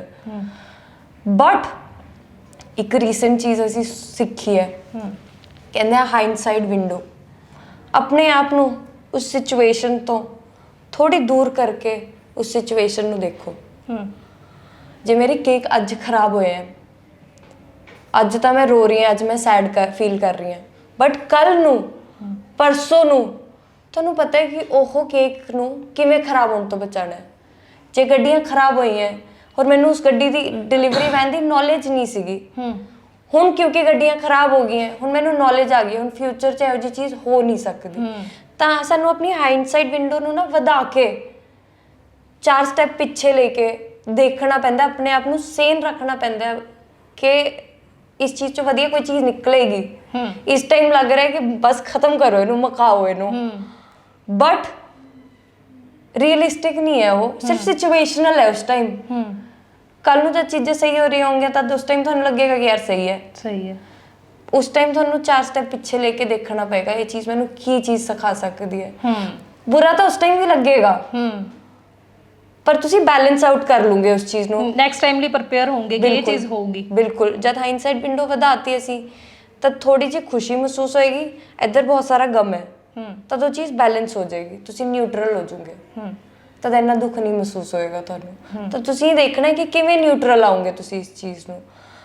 ਬਟ ਉਸ ਫੀਅਰ ਤੋਂ, ਉਸ ਡਰ ਤੋਂ ਭੱਜੋ ਨਾ ਕਦੀ। ਉਹ ਚੀਜ਼ ਜੋ ਹੋਣੀ ਹੈ ਉਹ ਤਾਂ ਹੋ ਹੀ ਜਾਣੀ ਹੈ। ਅੱਜ ਅਸੀਂ ਮੈਡੀਟੇਟ ਕਰ ਰਹੇ ਸੀਗੇ, ਮਨਪ੍ਰੀਤ ਔਰ ਮੈਂ, ਤੇ ਨਵਾਂ ਇੱਕ ਚੈਪਟਰ ਪੜ੍ਹ ਰਹੇ ਸੀਗੇ ਅਸੀਂ। ਉਹਦੇ ਵਿੱਚ ਜੋ ਸਾਨੂੰ ਮੈਡੀਟੇਟ ਕਰਾ ਰਹੀ ਸੀਗੀ ਟੀਚਰ, ਉਹਨਾਂ ਨੇ ਕਿਹਾ ਕਿ ਆਪਾਂ ਕਾਰਟ, ਜਿਵੇਂ ਆਪਾਂ ਮਾਲ 'ਚ ਜਾਂਦੇ ਹਾਂ ਜਾਂ ਫਿਰ ਸਟੋਰਸ ਨਹੀਂ ਜਾਂਦੇ, ਵੱਡੇ ਵੱਡੇ ਸਟੋਰ ਜਿਹਦੇ ਵਿੱਚ ਕਾਰਟ ਵਿੱਚ ਤੁਸੀਂ ਸਮਾਨ ਪਾਉਂਦੇ ਹੋ, what do you call the stores, ਵੱਡੇ ਵੱਡੇ ਬਿਗ ਬਾਜ਼ਾਰ ਵਗੈਰਾ, ਹੈ ਨਾ। ਕਿ ਜਦ ਤੁਸੀਂ ਨਿਆਣੇ ਸੀਗੇ ਨਾ, ਤੁਹਾਨੂੰ ਕਾਰਟ 'ਚ ਬਿਠਾ ਦਿੰਦੇ ਸੀਗੇ, ਤੁਹਾਨੂੰ ਐਵੇਂ ਲੱਗ ਰਿਹਾ ਕਿ ਤੁਸੀਂ ਕਾਰਟ ਚਲਾ ਰਹੇ ਹੋ, ਪਿੱਛੇ ਮੰਮੀ ਨੇ ਧੱਕਾ ਮਾਰਿਆ। ਤੁਸੀਂ ਉਸ ਟਾਈਮ ਜਦ ਕਾਰਟ ਚਲਾ ਰਹੇ ਹੋ, ਤੁਹਾਨੂੰ ਲੱਗ ਰਿਹਾ ਕਿ ਉਹ ਸਾਰਾ ਕੰਟਰੋਲ ਮੇਰੇ ਕੋਲ ਹੈ। ਬਿਜ਼ਨਸ ਜਦ ਤੁਸੀਂ ਚਲਾ ਰਹੇ ਹੋ ਨਾ, ਤਾਂ ਤੁਹਾਨੂੰ ਲੱਗਦਾ ਹੈ ਕਿ ਸਾਰਾ ਕੰਟਰੋਲ ਮੇਰੇ ਹੱਥ ਹੈ। ਯੂਨੀਵਰਸ ਔਰ ਨੇਚਰ ਚਲਾ ਰਿਹਾ ਐਕਚੁਅਲ 'ਚ ਪਿੱਛੇ ਕਾਰਟ। ਜੋ ਚੀਜ਼ ਹੋਣੀ ਆ ਤਾਂ ਹੋ ਹੀ ਜਾਣੀ ਹੈ, ਤੁਹਾਡੇ ਹੱਥ 'ਚ ਨਹੀਂ ਹੈ ਉਸ ਟਾਈਮ। ਕਾਰਟ ਲੈਫਟ ਜਾਣੀ ਹੈ, ਰਾਈਟ ਜਾਣੀ ਹੈ, ਬਸ ਤੁਸੀਂ ਉਸ ਚੀਜ਼ ਨੂੰ ਕਿਵੇਂ ਪ੍ਰੋਸੈਸ ਕਰਦੇ ਹੋ ਉਹ ਤੁਹਾਡੇ ਤੇ ਹੈ। ਮਨਪ੍ਰੀਆ ਜੀ, ਤੁਸੀਂ 2 ਜਾਣੇ ਕਰ ਰਹੇ ਹੋ, ਜਦੋਂ 2 ਕਹਿੰਦੇ ਹੁੰਦੇ ਨਾ, 2 ਭਾਂਡੇ ਆ ਉਹ ਖੜਕਦੇ ਹੀ ਆ। ਸੋ ਮੈਨੂੰ ਦੇਖਣ 'ਚ ਤਾਂ ਲੱਗਦਾ ਕੋਆਰਡੀਨੇਸ਼ਨ ਬਹੁਤ ਹੈ ਨਾ। ਵੀ ਜਦੋਂ ਕਦੀ ਕੋਈ ਲੈ ਕੇ ਕੋਈ ਵੀ ਚੀਜ਼ ਨੂੰ ਲੈ ਕੇ ਕਦੀ ਆਪਸ ਦੇ ਵਿੱਚ ਹੋਇਆ ਝਗੜਾ ਵੀ ਨਹੀਂ ਇਹ ਚੀਜ਼ ਐਵੇਂ ਹੋਣੀ ਚਾਹੀਦੀ, ਨਹੀਂ ਐਵੇਂ, ਕਿ ਸੁਲਹ ਸਫਾਈ ਨਾਲ ਸਾਰਾ ਕੁਝ ਨਿਬੜ ਜਾਂਦਾ? ਬਿਲਕੁਲ ਵੀ ਨਹੀਂ। ਬਹੁਤ ਲੜਾਈ ਹੁੰਦੀ ਹੈ। ਮਤਲਬ ਬਸ ਤਾਂ ਤੁਸੀਂ ਮਤਲਬ ਨਾ ਤੁਹਾਨੂੰ ਨਾ ਤਰੇਲੀਆਂ ਆਉਣ ਲੱਗ ਜਾਣੀਆਂ, ਸਾਨੂੰ ਦੇਖ ਕੇ ਤਾਂ ਤੁਸੀਂ ਲੜ ਰਹੇ ਹੋਵਾਂਗੇ, ਅਸੀਂ ਐਵੇਂ ਲੜਦੇ ਆ। ਮਤਲਬ ਕੁੜੀਆਂ ਨੂੰ ਟੈਨਸ਼ਨ ਹੈ, ਦੀਦੀਆਂ ਲੜ ਰਹੀਆਂ ਨੇ, ਨੇੜੇ ਨਾ ਜਾਓ, ਕੁਛ ਵੀ ਟੁੱਟੂਗਾ, ਬਣੂਗਾ। ਹੁਣ ਇਹ ਕੀ ਹੁੰਦਾ ਬਿਕੋਜ਼ ਦੋਨੋਂ ਬਹੁਤ ਪੈਸ਼ਨੇਟ ਆ ਨਾ ਕੰਮ ਨੂੰ ਲੈ ਕੇ, ਇਹਨੂੰ ਹੁੰਦਾ ਇਹਦੇ ਅਕੋਰਡਿੰਗ ਹੋਵੇ, ਮੈਨੂੰ ਹੁੰਦਾ ਮੇਰੇ ਅਕੋਰਡਿੰਗ ਹੋਵੇ। ਤਾਂ ਪਹਿਲਾਂ ਤਾਂ ਇੰਨੀਆਂ ਲੜਾਈਆਂ ਹੁੰਦੀਆਂ ਸੀ, ਕੰਮ ਨਾਲੋਂ ਜ਼ਿਆਦਾ ਲੜਾਈ ਹੁੰਦੀ ਸੀ। ਹੁਣ ਅਸੀਂ ਕੀ ਕਰਤਾ, ਹੁਣ ਅਸੀਂ ਆਪਣੇ ਨਾ ਉਹ ਵੰਡ ਲਏ, ਡਿਵਾਈਡ ਕਰ ਲਿਆ ਕੰਮ ਕਿ ਸੇਲਸ, ਜਿਵੇਂ ਤੁਸੀਂ ਆਏ ਕਿਹਨੇ ਗੱਲ ਕੀਤੀ ਤੁਹਾਡੇ ਨਾਲ, ਨਵਨੀਤ ਨੇ ਗੱਲ ਕੀਤੀ ਨਾ, ਇਹ ਨਹੀਂ ਤੁਹਾਨੂੰ ਬੈਟਰ ਮਤਲਬ ਕਰਾਇਆ, ਹੋਮਲੀ ਫੀਲ ਕਰਾਇਆ, ਵਾਟਐਵਰ, ਇਹਦਾ ਕੰਮ ਮੈਂ ਇਹ ਕਰਨਾ, ਠੀਕ ਹੈ। ਚੰਗੀ ਨਹੀਂ ਹੈ ਇਸ ਕਰਕੇ ਨਹੀਂ ਕਰ ਰਹੀ, ਇਹਦਾ ਕੰਮ ਮੈਂ ਤੇ ਹੀ ਕਰਨਾ। ਅੱਛਾ, ਅਸੀਂ ਤਾਂ ਚੰਗੇ ਸਮਝ ਰਹੇ ਸੀ, ਖਰਾਬ ਨਾ ਕਰ ਮੇਰੀ ਇਮੇਜ। ਨਹੀਂ ਨਹੀਂ, ਬਹੁਤ ਚੰਗੀ, ਤੁਸੀਂ ਦੋਨੋਂ ਬਹੁਤ ਵਧੀਆ ਨੇਚਰ। ਇਹਦਾ ਕੰਮ ਮੈਂ ਉਹ ਕਰਨਾ, ਇਹਦਾ ਕੰਮ ਹੀ ਇਹ ਹੈ। ਤੇ ਮੇਰਾ ਕੰਮ ਬਾਕੀ ਆ ਜਾਂਦਾ, ਟੈਕਨੋਲੋਜੀ ਦਾ, ਆਪਰੇਸ਼ਨਸ ਦਾ, ਬੇਕਰੀ ਕਿਵੇਂ ਹੋ ਰਹੀ ਹੈ, ਕੀ ਆਈਡੀਆਜ਼ ਹੈ। ਤਾਂ ਅਸੀਂ ਐਡ ਕੀਤੇ ਹੋਏ ਨੇ ਤਾਂ ਕਿ ਅਸੀਂ ਲੜੀਏ ਨਾ। ਜਿਸ ਦਿਨ ਮੰਨ ਲਓ ਅਸੀਂ ਇਕੱਠੇ ਕੰਮ ਕੱਲ ਸ਼ਾਮੀ ਕਰ ਰਹੇ ਸੀ, ਅਸੀਂ ਇਕੱਠੇ ਕਾਸਟਿੰਗ ਦੀ ਸ਼ੀਟ ਬਣਾ ਰਹੇ ਸੀ, ਉਸੇ ਵੇਲੇ ਸਾਡੀ ਲੜਾਈ ਹੋਣ ਵਾਲੀ ਸੀ। ਫਿਰ ਇਹਨੂੰ ਪਤਾ ਚੱਲ ਗਿਆ ਕਿ ਹੁਣ ਲੜਾਈ ਹੋਊਗੀ, 2 ਸਟੈਪ ਇਹਨੇ ਪਿੱਛੇ ਲੈ ਲਏ, 2 ਮੈਂ ਲੈ ਲਏ। ਮੈਂ ਕਿਹਾ ਹੁਣ ਆਪਾਂ ਨਾ ਚੁੱਪ ਕਰ ਜੀ, ਇੱਕ ਦੂਜੇ ਦਾ ਨਾਮ ਵਿੱਚ ਵੜੀਏ, ਜਿਵੇਂ ਇਹਨੂੰ ਪਸੰਦ ਆ ਰਿਹਾ ਕਰ ਲੈਣਾ ਵਾ। ਸੋ ਹੁੰਦੀਆਂ ਲੜਾਈਆਂ ਤਾਂ ਬਹੁਤ ਹੁੰਦੀਆਂ ਨੇ। ਮੈਨੂੰ ਥੋੜਾ ਜਿਹਾ ਹੌਸਲਾ ਹੋ ਗਿਆ ਕਿਉਂਕਿ ਮੇਰੀ ਵੀ ਫਰੈਂਡ ਹੈ ਨਾ, ਮੇਰੀ ਵੀ ਬਹੁਤ ਲੜਾਈ ਹੁੰਦੀ ਹੈ ਵੀ ਇਹ ਸਾਰੇ ਪਾਸੇ ਇਹੀ ਹਾਲ ਹੈ, ਮੇਰਾ ਇਕੱਲੀ ਦਾ ਨਹੀਂ ਹੈਗਾ, ਸਾਰੇ ਪਾਸੇ ਇਹੀ ਹਾਲ ਹੈ। ਅਸੀਂ ਦੇਖੋ ਅਸੀਂ ਰਹਿੰਦੇ ਵੀ 24 ਘੰਟੇ ਇਕੱਠੇ, ਅਸੀਂ ਕੰਮ ਵੀ ਇਕੱਠੇ ਕਰਨਾ ਹੈ, ਖਾਣਾ ਪੀਣਾ ਰਹਿਣਾ, ਸਭ ਰਹਿਣਾ ਇਕੱਠੇ ਹੈ। ਸੋ ਤੁਸੀਂ ਇਮੇਜਿਨ ਕਰੋ ਇੱਕ ਜਣੇ ਨਾਲ ਜੇ ਤੁਸੀਂ 24 ਘੰਟੇ ਰਹੋਗੇ ਤਾਂ ਲੜਾਈ ਕਿਵੇਂ ਨਹੀਂ ਹੋਏਗੀ। ਤੇ ਸਰਦਾ ਵੀ ਨਹੀਂ ਹੋਣਾ, ਇੱਕ ਜਣਾ ਨਾ ਹੋਵੇ ਤੇ ਇਕੱਲਿਆਂ ਦਾ ਸਰਦਾ ਵੀ ਨਹੀਂ ਹੋਣਾ। ਸਾਡੇ ਹੁਣ ਫਰੈਂਡਸ ਹੀ ਸਾਰੇ ਮਿਊਚੁਅਲ ਹੈ। ਇੱਕ ਟਾਈਮ ਤੇ ਮੈਂ ਗਈ ਨਹੀਂ ਇਹਦੇ ਨਾਲ, ਉਹ ਕਹਿੰਦੇ ਸਾਨੂੰ ਤਾਂ ਲੱਗਦਾ ਤੁਸੀਂ ਇਕੱਠੇ ਆਏ ਹੋਵੋਗੇ। ਮੈਂ ਕਿਹਾ ਨਹੀਂ, ਮੈਂ ਨਹੀਂ ਸੀ। ਕਹਿੰਦੇ ਬਟ ਨਵਨੀਤ ਤਾਂ ਸੀਗੀ। ਮੈਂ ਕਿਹਾ ਮਤਲਬ ਇਹ ਨਹੀਂ ਕਿ ਮੈਂ ਵੀ ਹੋਊਂਗੀ ਉੱਤੇ। ਅੱਧੀ ਕਿਉਂ ਆਈ ਹੈ ਤੂੰ? ਕਹਿੰਦੇ ਅੱਧੀ ਕਿਉਂ ਆਈ ਹੈ ਤੂੰ? ਅਧੂਰੇ ਹੋ ਤੁਸੀਂ ਹੈ ਨਾ ਇੱਕ ਦੂਸਰੇ ਦੇ ਬਿਨਾਂ। ਸੋ ਚਲੋ ਇਹ ਤਾਂ ਪਿਆਰ ਮੁਹੱਬਤ ਦੀਆਂ ਗੱਲਾਂ ਚੱਲਦੀਆਂ ਰਹਿੰਦੀਆਂ। ਅਸੀਂ ਚਾਹੁੰਦੇ ਇਕੱਠੇ ਰਹੋ, ਜਿੰਨੀ ਦੇਰ ਕੰਮ ਕਰ ਰਹੇ ਹੋ ਉੱਦਾਂ ਵੀ ਇਕੱਠੇ ਰਹੋ, ਹੈ ਨਾ। ਅਤੇ ਜਿਹੜਾ ਤੁਹਾਡਾ ਕੇਕ ਦਾ ਕੰਮ ਹੈ, ਇਹਦਾ ਪ੍ਰੋਸੈਸ ਕੀ ਆ? ਮਤਲਬ ਤੁਸੀਂ, ਮੈਂ ਵੀ ਸੁਣਿਆ ਸੀਗਾ ਕਿ 3 ਦਿਨ ਲੱਗ ਜਾਂਦੇ ਹੈ ਨਾ ਇੱਕ ਕੇਕ ਰੈਡੀ ਕਰਨ ਨੂੰ, ਤਾਂ ਉਹ ਕਿਵੇਂ ਤੁਸੀਂ ਕਰਦੇ ਹੋ? ਵੈਸੇ ਤਾਂ ਅਸੀਂ ਐਡਵਾਂਸ 'ਚ ਲੈਂਦੇ ਹਾਂ ਕਿ ਮਹੀਨੇ ਪਹਿਲਾਂ ਬੁੱਕ ਕਰੋ ਤਾਂ ਵੀ ਵਧੀਆ ਹੈ। ਲਾਸਟ ਮਿੰਟ ਤੋਂ ਬੈਟਰ ਹੈ ਕਿ ਮਹੀਨੇ ਪਹਿਲਾਂ ਲੈ ਲਓ, ਚਾਹੇ ਸਾਲ ਪਹਿਲਾਂ ਬੁਕਿੰਗ ਕਰ ਲਓ, ਜਿਵੇਂ ਮਰਜ਼ੀ ਕਰ ਲਓ ਤੁਸੀਂ। ਬੇਸਿਕਲੀ ਲੈਟਸ ਸੇ ਤੁਸੀਂ ਆਰਡਰ ਕਰਨਾ ਹੈ ਕੇਕ, ਤੁਸੀਂ ਫੋਨ ਕਰੋਗੇ ਕੇਕ ਇੰਡੀਆ ਦੇ ਨੰਬਰ ਤੇ, ਹੈਲੋ ਮੈਨੂੰ ਇਸ ਤਰੀਕ ਤੇ ਇਹ ਕੇਕ ਚਾਹੀਦਾ ਹੈ। ਜੋ ਵੀ ਇਨਕੁਆਇਰੀ ਲੈ ਰਹੇ ਹੋਗੇ ਸਾਡੇ ਐਂਡ ਤੇ, ਉਹ ਤੁਹਾਨੂੰ ਕੁਝ ਕੁਐਸਚਨਸ ਪੁੱਛਣਗੇ, ਉਹਦੇ ਨਾਲ ਸਾਨੂੰ ਪਤਾ ਚੱਲ ਜਾਏਗਾ ਤੁਹਾਡੀ ਰਿਕੁਆਇਰਮੈਂਟ ਕੀ ਹੈ। ਨਾਓ ਤੁਸੀਂ ਦੇ ਸਕਦੇ ਹੋ ਯਾਰ ਡਿਜ਼ਾਈਨ, ਜਾਂ ਸਾਡੀ ਟੀਮ ਤੁਹਾਨੂੰ ਆਪਸ਼ਨਸ ਦੇ ਦੇਗੀ ਕਿ ਇਹਨਾਂ ਵਿੱਚੋਂ ਚੂਜ਼ ਕਰ ਲਓ। ਜਦ ਤੁਸੀਂ ਚੂਜ਼ ਕਰ ਲਓਗੇ ਕੇਕ, ਫਿਰ ਤੁਹਾਡੇ ਤੋਂ ਕੁਝ ਐਡਵਾਂਸ ਲਿੱਤਾ ਜਾਏਗਾ, ਤੁਹਾਡਾ ਕੇਕ ਆਰਡਰ ਬੁੱਕ ਕਰ ਦਿੱਤਾ ਜਾਏਗਾ। ਫਿਰ ਉਸ ਤੋਂ ਬਾਅਦ ਕੇਕ ਬਣਨ ਤੋਂ, ਕੇਕ ਮਤਲਬ ਡਿਲੀਵਰ ਕਰਨ ਤੋਂ ਇੱਕ ਦਿਨ ਪਹਿਲਾਂ ਕੇਕ ਦੀ ਪ੍ਰੋਸੈਸਿੰਗ ਸ਼ੁਰੂ ਹੋ ਜਾਂਦੀ ਹੈ। ਇੱਕ ਨਹੀਂ, 2 ਦਿਨ ਪਹਿਲਾਂ, 2 ਦਿਨ ਪਹਿਲਾਂ ਪ੍ਰੋਸੈਸਿੰਗ ਸ਼ੁਰੂ ਹੋ ਜਾਂਦੀ ਹੈ। ਉੱਤੇ ਕੀ ਕੈਰੈਕਟਰ ਲਗਵਾਉਣੇ ਹੈ, ਜਿਵੇਂ ਕੁੱਤਾ ਬਿੱਲੀ ਬਣਿਆ ਜਾਂ ਕੁਝ ਵੀ ਬਣਿਆ, ਉਹ ਬਣਨੇ ਸ਼ੁਰੂ ਹੋ ਜਾਣਗੇ। ਫਿਰ ਬਣੇਗਾ ਸਪੰਜ ਦੇ ਵਿੱਚ ਬਣੇਗੀ ਕਰੀਮ, ਕਿਉਂਕਿ ਤੁਸੀਂ ਫਲੇਵਰ ਵੀ ਆਪਣੇ ਅਕੋਰਡਿੰਗ ਲੈ ਰਹੇ ਹੋ, ਸਿਰਫ ਡਿਜ਼ਾਈਨ ਨਹੀਂ, ਤੁਸੀਂ ਫਲੇਵਰ ਵੀ ਚੂਜ਼ ਕਰੋਗੇ। ਤੇ ਉਹਦੇ ਅਕੋਰਡਿੰਗ ਤੁਹਾਡਾ ਸਪੰਜ ਬਣੇਗਾ, ਫਿਰ ਕਰੀਮ ਬਣੇਗੀ। ਸਪੰਜ ਜਦ ਬਣ ਕੇ ਠੰਡਾ ਹੋਏਗਾ, ਵਿੱਚ ਕਰੀਮਿੰਗ ਹੋਏਗੀ, ਬਾਹਰ ਕਰੀਮਿੰਗ ਹੋਏਗੀ। ਜਦ ਕਰੀਮਿੰਗ ਹੋ ਰਹੀ ਹੁੰਦੀ ਹੈ 3 ਵਾਰ ਕੇਕ ਠੰਡਾ ਹੁੰਦਾ ਹੈ, ਅੰਦਰ ਲੱਗਿਆ, ਫਰੀਜ਼ਰ 'ਚ ਗਿਆ, ਫਿਰ ਬਾਹਰ ਆਇਆ, ਫਿਰ ਬਾਹਰ ਲੱਗਿਆ, ਫਿਰ ਫਰੀਜ਼ਰ 'ਚ ਗਿਆ, ਫਿਰ ਉਹਦੀ ਕਲੀਨ ਐਜ ਬਣੀ, ਫਿਰ ਫਰੀਜ਼ਰ 'ਚ ਗਿਆ। ਫਿਰ ਉਸ ਤੋਂ ਬਾਅਦ ਜੋ ਅਸੈਂਬਲੀ ਹੈ, ਜਾਂ ਫੌਂਡੈਂਟ ਲੱਗਣਾ ਹੈ, ਜਾਂ ਕੈਰੈਕਟਰ ਲੱਗਣਾ ਹੈ, ਫਿਰ ਕੈਰੈਕਟਰ ਲੱਗਣਗੇ। ਪੂਰੀ ਅਸੈਂਬਲੀ ਹੋਣ ਤੋਂ ਬਾਅਦ ਹੋਏਗੀ ਫਿਰ ਫੋਟੋਗ੍ਰਾਫੀ ਤੁਹਾਡੇ ਕੇਕ ਦੀ ਸਾਡੇ ਸਟੂਡੀਓ 'ਚ। ਫੋਟੋਗ੍ਰਾਫੀ ਹੋਣ ਤੋਂ ਬਾਅਦ ਕੇਕ ਠੰਡਾ ਹੋ ਕੇ ਅਗਲੇ ਦਿਨ ਡਿਲੀਵਰੀ 'ਚ ਨਿਕਲ ਜਾਏਗਾ। ਫਿਰ ਡਿਲੀਵਰੀ ਪਰਸਨਲ ਕੋਲ ਵੀ ਐਵੇਂ ਹੁੰਦਾ, ਰੂਟ ਹੁੰਦਾ ਕਿ ਪਹਿਲਾਂ ਇਹ ਕੇਕ ਡਿਲੀਵਰ ਕਰਨਾ, ਫਿਰ ਇਹ ਡਿਲੀਵਰੀ ਪਰਸਨ ਤੁਹਾਡੇ ਘਰ ਪਹੁੰਚਣ ਤੋਂ ਪਹਿਲਾਂ ਜਾਂ ਪਹੁੰਚਣ ਤੇ ਤੁਹਾਨੂੰ ਕਾਲ ਕਰਨਗੇ, ਬੈਲ ਨਹੀਂ ਮਾਰਨਗੇ ਕਿ ਤੁਹਾਡਾ ਕੇਕ ਆ ਗਿਆ, ਤੁਸੀਂ ਰਿਸੀਵ ਕਰ ਲਓ ਜਾਂ ਕਿਸੇ ਨੂੰ ਕਰਾ ਲਓ।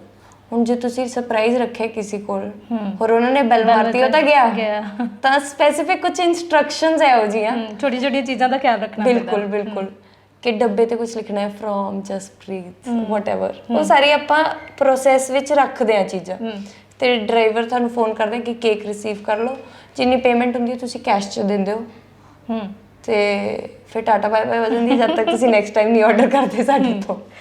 ਮਨਪ੍ਰਿਆ ਜੀ, ਜਿਵੇਂ ਕਿ ਕੇਕ ਬਣ ਕੇ ਤਿਆਰ ਹੈ ਨਾ, ਸਾਨੂੰ ਨਹੀਂ ਪਤਾ ਵੀ ਉਹਦੇ ਪਿੱਛੇ ਕੀ ਐਫਰਟਸ, ਅਸੀਂ ਤਾਂ ਪੇ ਕੀਤਾ, ਕੇਕ ਲੈ ਲਿਆ, ਨਹੀਂ ਪਤਾ ਪਿੱਛੇ ਕਿੰਨੇ ਐਫਰਟ ਲੱਗੇ ਨੇ ਕਿਹਨੇ ਕੀ ਵਰਕ ਕੀਤਾ ਹੈ ਨਾ, ਸਾਡੇ ਤੋਂ ਬਣੀ ਬਣਾਈ ਚੀਜ਼ ਆ ਗਈ।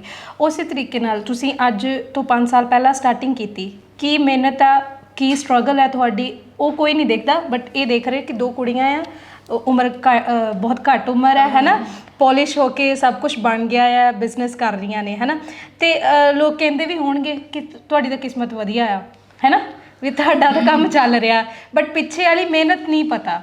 ਐਵੇਂ ਹੁੰਦਾ? ਹਾਂ ਬਿਲਕੁਲ ਐਵੇਂ ਹੁੰਦਾ। ਦੇਖੋ ਕਿਸਮਤ ਤਾਂ ਆਪ ਬਣਦੀ ਹੈ, ਬਣਾਉਣ ਲੱਗ ਜਾਓ ਤੁਸੀਂ।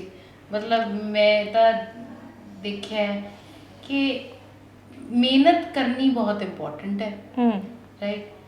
ਹੁਣ ਉਹ ਮਿਹਨਤ ਜੇ ਕਰੋਗੇ ਤਾਂ ਹੀ ਕਿਸਮਤ ਬਣੇਗੀ, ਸਭ ਕੁਝ ਹੈਂਡ ਇਨ ਹੈਂਡ ਜਾਂਦਾ ਹੈ।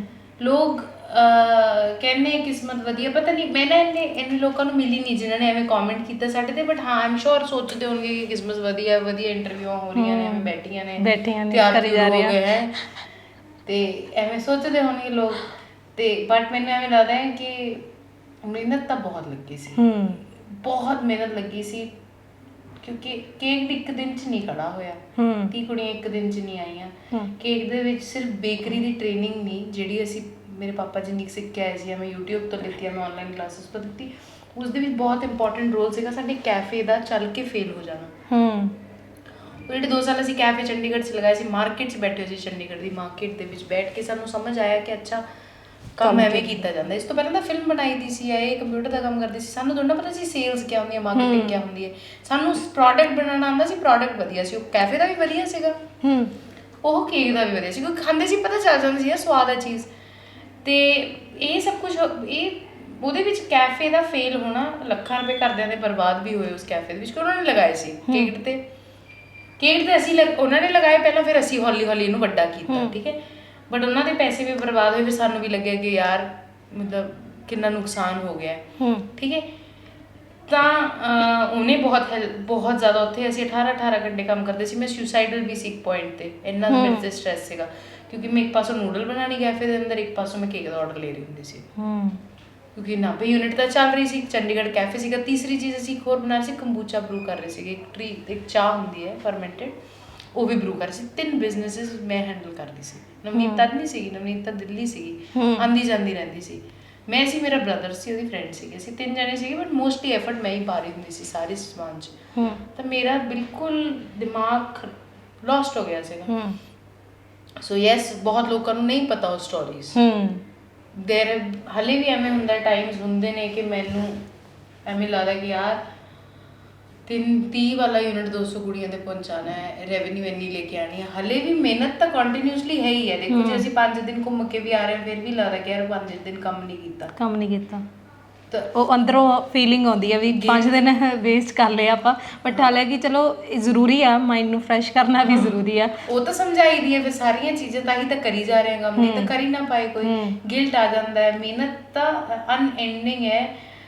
ਲੱਕ ਕੁਛ ਨਹੀਂ ਹੁੰਦਾ, ਕਿਸਮਤ ਕੁਛ ਨਹੀਂ ਹੁੰਦੀ, ਰੀਅਲੀ ਮੈਂ ਕਹਿ ਰਹੀ ਬਣਾਉਣੀ ਪੈਂਦੀ, ਕਿਸਮਤ ਤਾਂ ਬਣਾਉਣੀ ਪੈਂਦੀ ਹੈ। ਮੈਂ ਜਿਹੜੀ ਗੱਲ ਪਹਿਲਾਂ ਕੀਤੀ ਨਾ ਕੌਨਫੀਡੈਂਸ ਵਾਲੀ, ਆਪਣੇ ਆਪ ਨੂੰ ਕਹੋ, ਜਾਂ ਨਵਨੀਤ ਨੇ ਬਹੁਤ ਸਾਰੀਆਂ ਗੱਲਾਂ ਕੀਤੀਆਂ ਨੇ, ਇਹ ਸਾਰੀਆਂ ਉਸਦੇ ਅਰਾਊਂਡ ਨਹੀਂ ਹੈ ਕਿ ਕਿਸਮਤ ਕਿਵੇਂ ਬਣਦੀ ਹੈ, ਠੀਕ ਹੈ। ਤਾਂ ਜੇ ਕਿਸੇ ਨੇ ਕਿਸਮਤ ਬਣਾਉਣੀ ਸਿੱਖਣੀ ਹੈ ਤਾਂ ਮੈਂ ਦੱਸ ਦਿੰਦੀ ਹਾਂ ਤਰੀਕਾ, ਕਿ ਜੇ ਤੁਸੀਂ ਆਨਲਾਈਨ ਜਾਓਗੇ, ਉੱਥੇ ਟਾਈਪ ਕਰੋ ਮਾਈਂਡ ਵੈਲੀ, ਉਹ ਐਂਟਰ ਦਬਾਓ, ਉੱਥੇ ਤੁਹਾਨੂੰ ਦਿਖ ਜਾਏਗਾ ਪਲੇਟਫਾਰਮ, ਬਹੁਤ ਵਧੀਆ ਪਲੇਟਫਾਰਮ ਹੈ ਆਪਣੀ ਲਾਈਫ ਨੂੰ ਬੈਟਰ ਕਰਨ ਦਾ। ਆਈ ਫੀਲ ਲਾਈਕ ਕਿ ਅਗਰ ਮੈਂ ਨਾ ਕਰਾਂ ਨਾ ਆਪਣੇ ਆਪ ਤੇ ਕੰਮ, ਤਾਂ ਕਿਤੇ ਨਹੀਂ ਪਹੁੰਚ ਸਕਦੇ ਅਸੀਂ।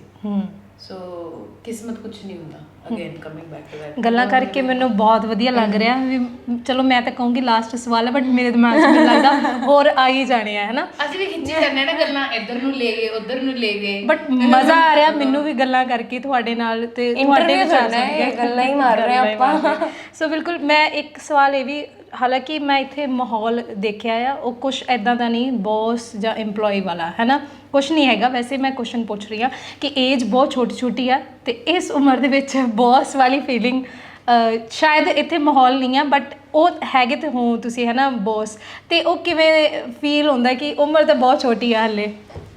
ਆਈ ਥਿੰਕ ਨਵਨੀਤ ਨੂੰ ਤਾਂ ਆਈ ਨਹੀਂ ਫੀਲਿੰਗ, ਹਲੇ ਤੱਕ ਨਹੀਂ। ਮੈਨੂੰ ਤਾਂ ਐਡਲਟ ਹੋਣ ਦੀ ਫੀਲਿੰਗ ਨਹੀਂ ਆਈ ਅੱਜ ਤੱਕ, ਮੈਂ ਤਾਂ ਓਨੈਸਟਲੀ ਦੱਸਾਂ ਤੁਹਾਨੂੰ। ਬਟ ਬਹੁਤ ਸਾਰੇ ਕੁਝ ਸੋਸ਼ਲ ਕੰਸਟਰਕਟਸ ਹੈ ਜੋ ਕੇਕ ਤੋਂ ਬਾਹਰ ਹੀ ਰਹਿੰਦੇ ਹੈ, ਕੇਕ ਚਾਹੁੰਦੇ ਨਹੀਂ।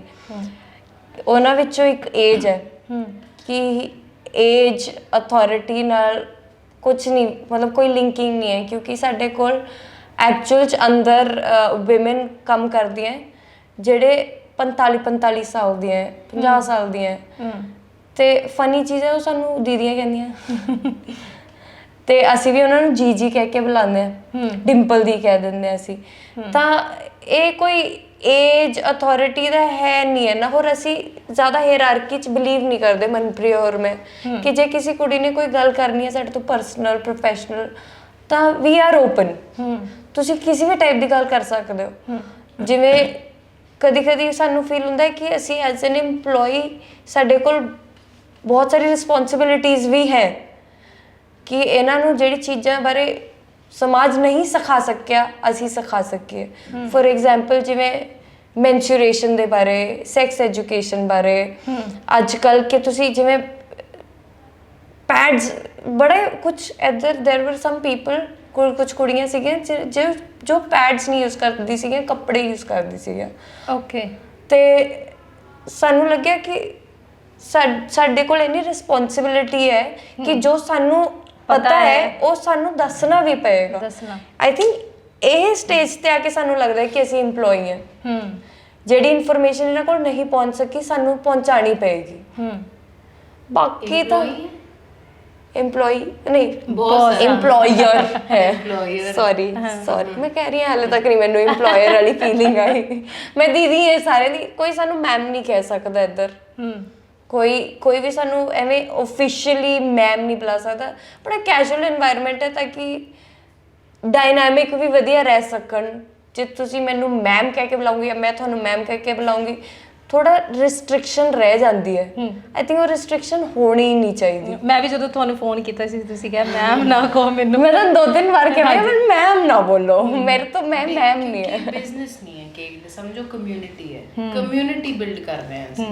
ਤਾਂ ਕਮਿਊਨਿਟੀ ਦੇ ਵਿੱਚ ਹੁੰਦਾ ਹੈ ਕਿ ਤੁਸੀਂ ਅੰਕਲ ਆਂਟੀ ਬੁਲਾਉਂਦੇ ਹੋ, ਮਤਲਬ ਸਾਡੀ ਕਮਿਊਨਿਟੀ ਜੋ ਕੇਕ ਦੀ ਕਮਿਊਨਿਟੀ ਉਹ ਕਹਿੰਦੀ ਹੈ ਕਿ ਯਾਰ ਆਪਸ 'ਚ ਜੋ ਕੰਫਰਟੇਬਲ ਹੋ ਬੁਲਾਓ ਇੱਕ ਦੂਸਰੇ ਨੂੰ। ਐਂਡ ਬੌਸ ਵਾਲੀ ਫੀਲਿੰਗ ਦੇਖੋ ਕਿਤੇ ਬਹੁਤ ਇੰਪੋਰਟੈਂਟ ਹੈ। ਜਦ ਤੁਸੀਂ ਆਪਣੇ EMPLOYEES ਨੂੰ ਇਨ ਚੈੱਕ ਰੱਖਣਾ ਨਾ, ਉੱਥੇ ਬਹੁਤ ਸਾਰੀ ਫੀਲਿੰਗ ਲੈ ਕੇ ਆਉਣਾ ਇੰਪੋਰਟੈਂਟ ਹੈ।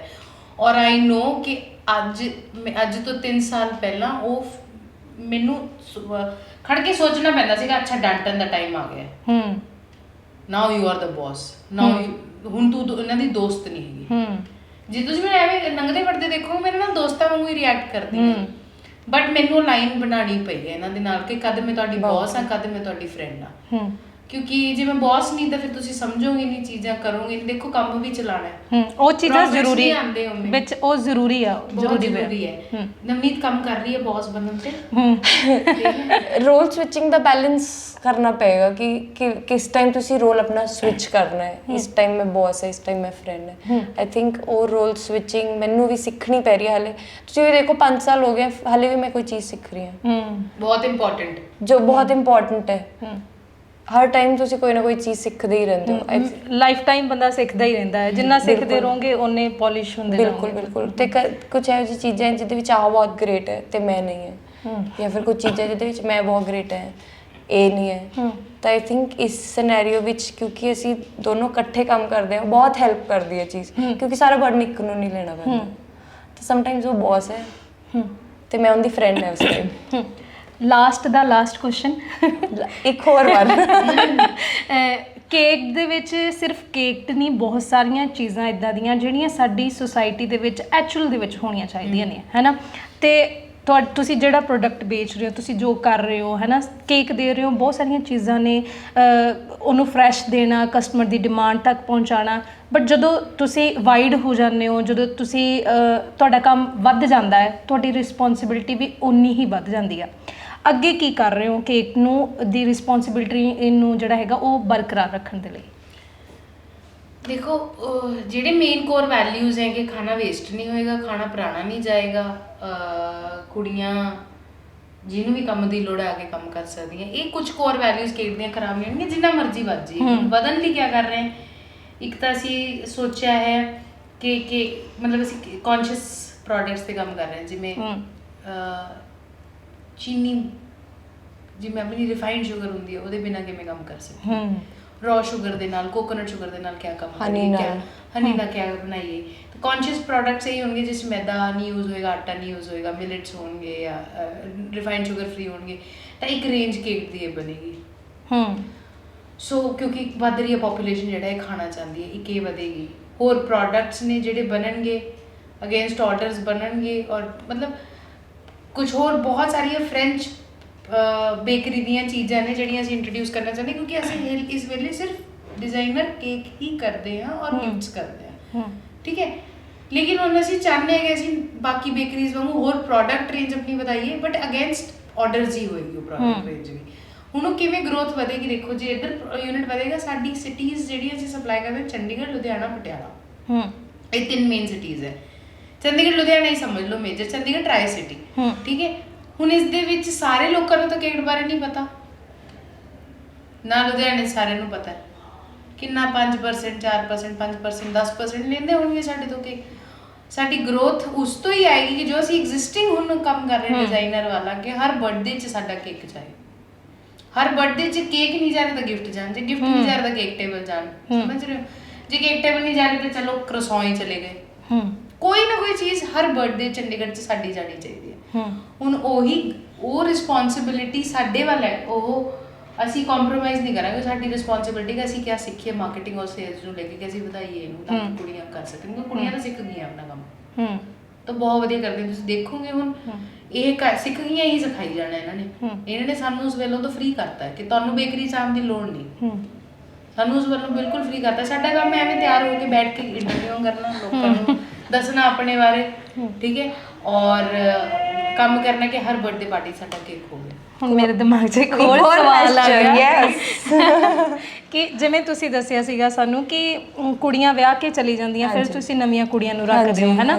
ਤੇ ਜਿਹੜੀਆਂ ਸਿੱਖ ਗਈਆਂ ਨੇ ਤੇ ਹੁੰਦੀ ਹੈ ਕਿਸੇ ਦੇ ਵਿੱਚ ਕੰਮ ਕਰਨ ਦੀ ਵਧੀਆ ਕੰਮ ਕਰਦਾ ਕੋਈ ਥੋੜਾ ਜਿਹਾ ਘੱਟ ਵਧੀਆ ਕਰਦਾ ਹੈ ਨਾ ਇਵੇਂ ਦਿੱਕਤ ਨਹੀਂ ਆਉਂਦੀ ਕਿ ਜਦੋਂ ਇੱਕ ਚਲੇ ਜਾਂਦਾ ਫਿਰ ਨਵੀਂ ਕੁੜੀ ਨੂੰ ਸਿਖਾਉਣਾ ਆ ਫਿਰ ਉਹਨੇ ਉਹ ਚੀਜ਼ ਕਈ ਵਾਰੀ ਉਹ ਕੁਆਲਿਟੀ ਨਹੀਂ ਆਉਂਦੀ ਜਿਹੜੀ ਪੁਰਾਣੇ ਬੰਦੇ ਨੂੰ ਆਉਂਦੀ ਫਿਰ ਉਹਦੇ ਵਿੱਚ ਦਿੱਕਤ ਨਹੀਂ ਆਉਂਦੀ ਕਦੀ ਕੁਆਲਿਟੀ ਤਾਂ ਮੈਂ ਕਹਿੰਨੀ ਆ ਕਿ ਕੁਆਲਿਟੀ ਤਾਂ ਸਾਡੇ 'ਚ ਕਦੀ ਬਿਜਲੀ ਬੋਰਡ ਵੀ ਫਿਕਸ ਕਰਨ ਦੀ ਨਹੀਂ ਸੀ ਇਹ ਤਾਂ ਤੁਹਾਨੂੰ ਕਹਿਣਾ ਪਊਗਾ ਮੈਂ ਕਰ ਸਕਦੀ ਹਾਂ ਮੇਰੇ ਕੋਲ ਬਹੁਤ ਕੁੜੀਆਂ ਆਈਆਂ ਤੁਸੀਂ ਜਿਹੜੀ ਗੱਲ ਕਰ ਰਹੇ ਹੋ ਦੀਦੀ ਮੇਰੇ ਤੋਂ ਨਹੀਂ ਹੁੰਦਾ ਮੁਸ਼ਕਿਲ ਹੈ ਬਹੁਤ ਮੁਸ਼ਕਿਲ ਹੈ ਮੈਂ ਕਿਹਾ ਬਸ ਇਹ ਕਹਿਣਾ ਬੰਦ ਕਰ ਦੇ ਹੋ ਜਾਊਗਾ ਮੈਂ ਕਿਹਾ ਇਹ ਕਹਿਣ ਦੀ ਆਪਸ਼ਨ ਹੀ ਨਹੀਂ ਮੈਂ ਕਿਹਾ ਮੇਰੇ ਕੋਲ ਨਹੀਂ ਸੀ ਆਪਸ਼ਨ ਕਿ ਮੇਰੇ ਤੋਂ ਕੇਕ ਨਹੀਂ ਬਣਦੇ ਜੇ ਤੁਸੀਂ ਆਪਣੇ ਆਪ ਨੂੰ ਆਪਸ਼ਨ ਦੇਤੀ ਕਿ ਮੇਰੇ ਤੋਂ ਇਹ ਚੀਜ਼ ਨਹੀਂ ਹੁੰਦੀ ਫਿਰ ਨਹੀਂ ਹੋਏਗੀ ਨਾ ਨਹੀਂ ਹੋਊਗੀ ਜਦ ਤੁਸੀਂ ਆਪਸ਼ਨ ਨਹੀਂ ਦਿੱਤੀ ਆਪਣੇ ਆਪ ਨੂੰ ਮਤਲਬ ਮੇਰਾ ਬਿਜ਼ਨਸ 'ਚ ਵੀ ਇਹੀ ਫੰਡ ਹੈ ਨੋ ਉਹ ਤਾਂ ਵਰਡ ਹੀ ਨਹੀਂ ਚਾਹੇ ਉਹ ਲੱਕੜ ਕੱਟਣ ਨੂੰ ਹੈ ਚਾਹੇ ਉਹ ਗੱਡੀ ਚਲਾਉਣ ਨੂੰ ਹੈ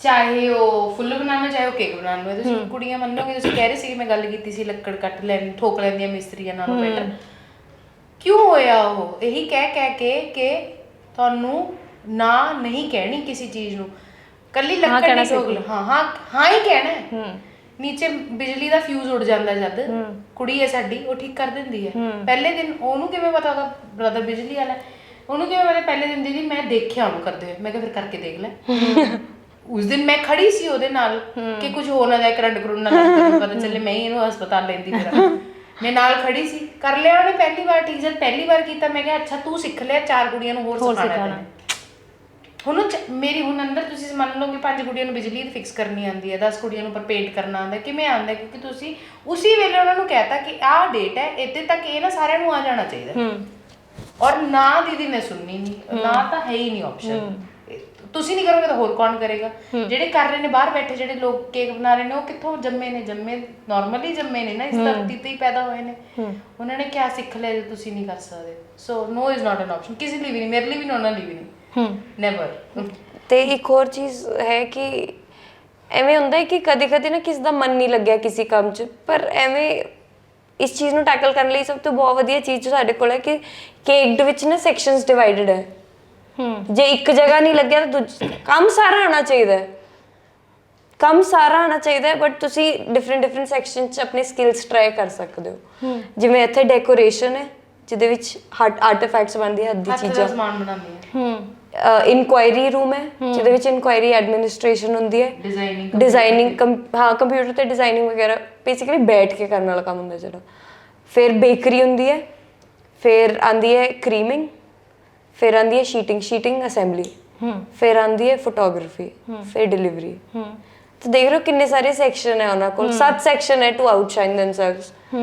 ਤਾਂ ਆਈ ਥਿੰਕ ਆਪਸ਼ਨਸ ਵੀ ਹੈ ਕਿਉਂਕਿ ਇੰਨੇ ਸਾਰੇ ਕੰਮ ਕਰਨ ਦੇ, ਤੇ ਆਫ ਕੋਰਸ ਨਾ ਨਹੀਂ ਕਹਿਣੀ ਕਿਸੇ ਚੀਜ਼ ਨੂੰ। ਤੇ ਜਿੱਥੇ ਤੁਸੀਂ ਬੈਸਟ ਬੈਠ ਗਏ ਉੱਥੇ ਤੁਸੀਂ ਕੰਟੀਨਿਊ ਕਰ ਸਕਦੇ ਹੋ। ਬਿਲਕੁਲ, ਕਿਉਂਕਿ ਸਾਰੇ ਇੰਡੀਵਿਜੂਅਲ ਬਿਜ਼ਨੈਸਿਸ ਹੈ ਜਿਹੜੇ ਇੱਕ ਦੂਜੇ ਨੂੰ ਹੈਲਪ ਕਰ ਰਹੇ ਹਨ। ਆਹੀ ਹੈ ਸਟਰਕਚਰ ਕੇਕ ਦਾ। ਬਹੁਤ ਵਧੀਆ ਲੱਗਾ ਤੁਹਾਡੇ ਨਾਲ ਗੱਲਬਾਤ ਕਰਕੇ, ਤੇ ਥੈਂਕਸ ਤੁਸੀਂ ਟਾਈਮ ਕੱਢਿਆ ਕਿਉਂਕਿ ਮੈਂ ਕਾਫੀ ਟਾਈਮ ਦੀ ਟਰਾਈ ਕਰ ਰਹੀ ਸੀ। ਨਹੀਂ ਥੈਂਕ ਯੂ, ਹਾਂਜੀ ਸੌਰੀ ਮੈਂ ਨਹੀਂ ਕੱਢ ਸਕੀ ਤੁਹਾਡੇ ਲਈ ਜਲਦੀ ਟਾਈਮ। ਹੁਣ ਕੱਢ ਲਿਆ, ਉਹਦੇ ਲਈ ਬਹੁਤ ਬਹੁਤ ਸ਼ੁਕਰੀਆ ਗੱਲਬਾਤ ਕਰਨ ਦੇ ਲਈ। ਥੈਂਕ ਯੂ ਜੀ, ਤੁਸੀਂ ਮੈਨੂੰ ਬਹੁਤ ਪੰਜਾਬੀ ਦੇ ਵਰਡ ਸਿਖਾ ਦਿੱਤੇ, ਥੈਂਕ ਯੂ ਸੋ ਮਚ। ਸੋ ਜੀ ਅੱਜ ਦੀ ਇਸ ਇੰਟਰਵਿਊ ਤੋਂ ਬਹੁਤ ਕੁਝ ਸਿੱਖਣ ਨੂੰ ਮਿਲਿਆ ਹੋਊਗਾ। ਸੋ ਜਿਵੇਂ ਕਿ ਅਸੀਂ ਗੱਲਾਂ ਬਾਤਾਂ ਕੀਤੀਆਂ ਕਿ ਸਭ ਤੋਂ ਪਹਿਲਾਂ ਤੁਸੀਂ ਆਪਣੇ ਆਪ ਨੂੰ ਹਾਂ ਕਹਿਣਾ ਸਿੱਖ ਲਓ। ਜੇ ਤੁਸੀਂ ਆਪਣੇ ਆਪ ਨੂੰ ਹਾਂ ਕਹਿਣਾ ਸਿੱਖ ਲਓਗੇ ਤਾਂ ਤੁਸੀਂ ਸਭ ਕੁਝ ਕਰ ਸਕਦੇ ਹੋ। ਜੇ ਨਾ ਨਹੀਂ ਕਰਨੀ, ਟਰਾਈ ਕਰਕੇ ਦੇਖ ਲਓ ਜਿਹੜਾ ਕੰਮ ਤੁਸੀਂ ਜਿਹਦੇ ਵਿੱਚ ਬੈਟਰ ਕਰ ਸਕਦੇ ਹੋ, ਤੁਸੀਂ ਆਪਣੀ ਮੰਜ਼ਿਲ ਤੇ ਇੱਕ ਨਾ ਇੱਕ ਦਿਨ ਜਿਹੜਾ ਹੈਗਾ ਉਹ ਪਹੁੰਚ ਹੀ ਜਾਣਾ ਹੈ। ਦੂਸਰੀ ਗੱਲ ਇਹ ਹੈ ਕਿ 2 ਰਾਸਤੇ ਹੁੰਦੇ ਆ, ਪ੍ਰੋਬਲਮ ਸੋਲਿਊਸ਼ਨ, ਤੇ ਇਹ ਤੁਹਾਡੇ ਤੇ ਡਿਪੈਂਡ ਕਰਦਾ ਕਿ ਤੁਸੀਂ ਕਿਸ ਨੂੰ ਵੱਡਾ ਰੱਖਣਾ। ਜੇ ਪ੍ਰੋਬਲਮ ਨੂੰ ਵੱਡਾ ਰੱਖੋਗੇ ਤਾਂ ਤੁਸੀਂ ਸੋਲਿਊਸ਼ਨ ਤੱਕ ਨਹੀਂ ਪਹੁੰਚ ਪਾਓਗੇ, ਜੇ ਸੋਲਿਊਸ਼ਨ ਨੂੰ ਵੱਡਾ ਰੱਖੋਗੇ ਤਾਂ ਤੁਹਾਨੂੰ ਪ੍ਰੋਬਲਮਸ ਆਉਣੀਆਂ ਹੀ ਨਹੀਂ ਆ। ਦੇਖਦੇ ਰਹੋ ਸਾਡਾ ਚੈਨਲ। ਮੈਨੂੰ ਦਿਓ ਇਜਾਜ਼ਤ, ਸਤਿ ਸ਼੍ਰੀ ਅਕਾਲ।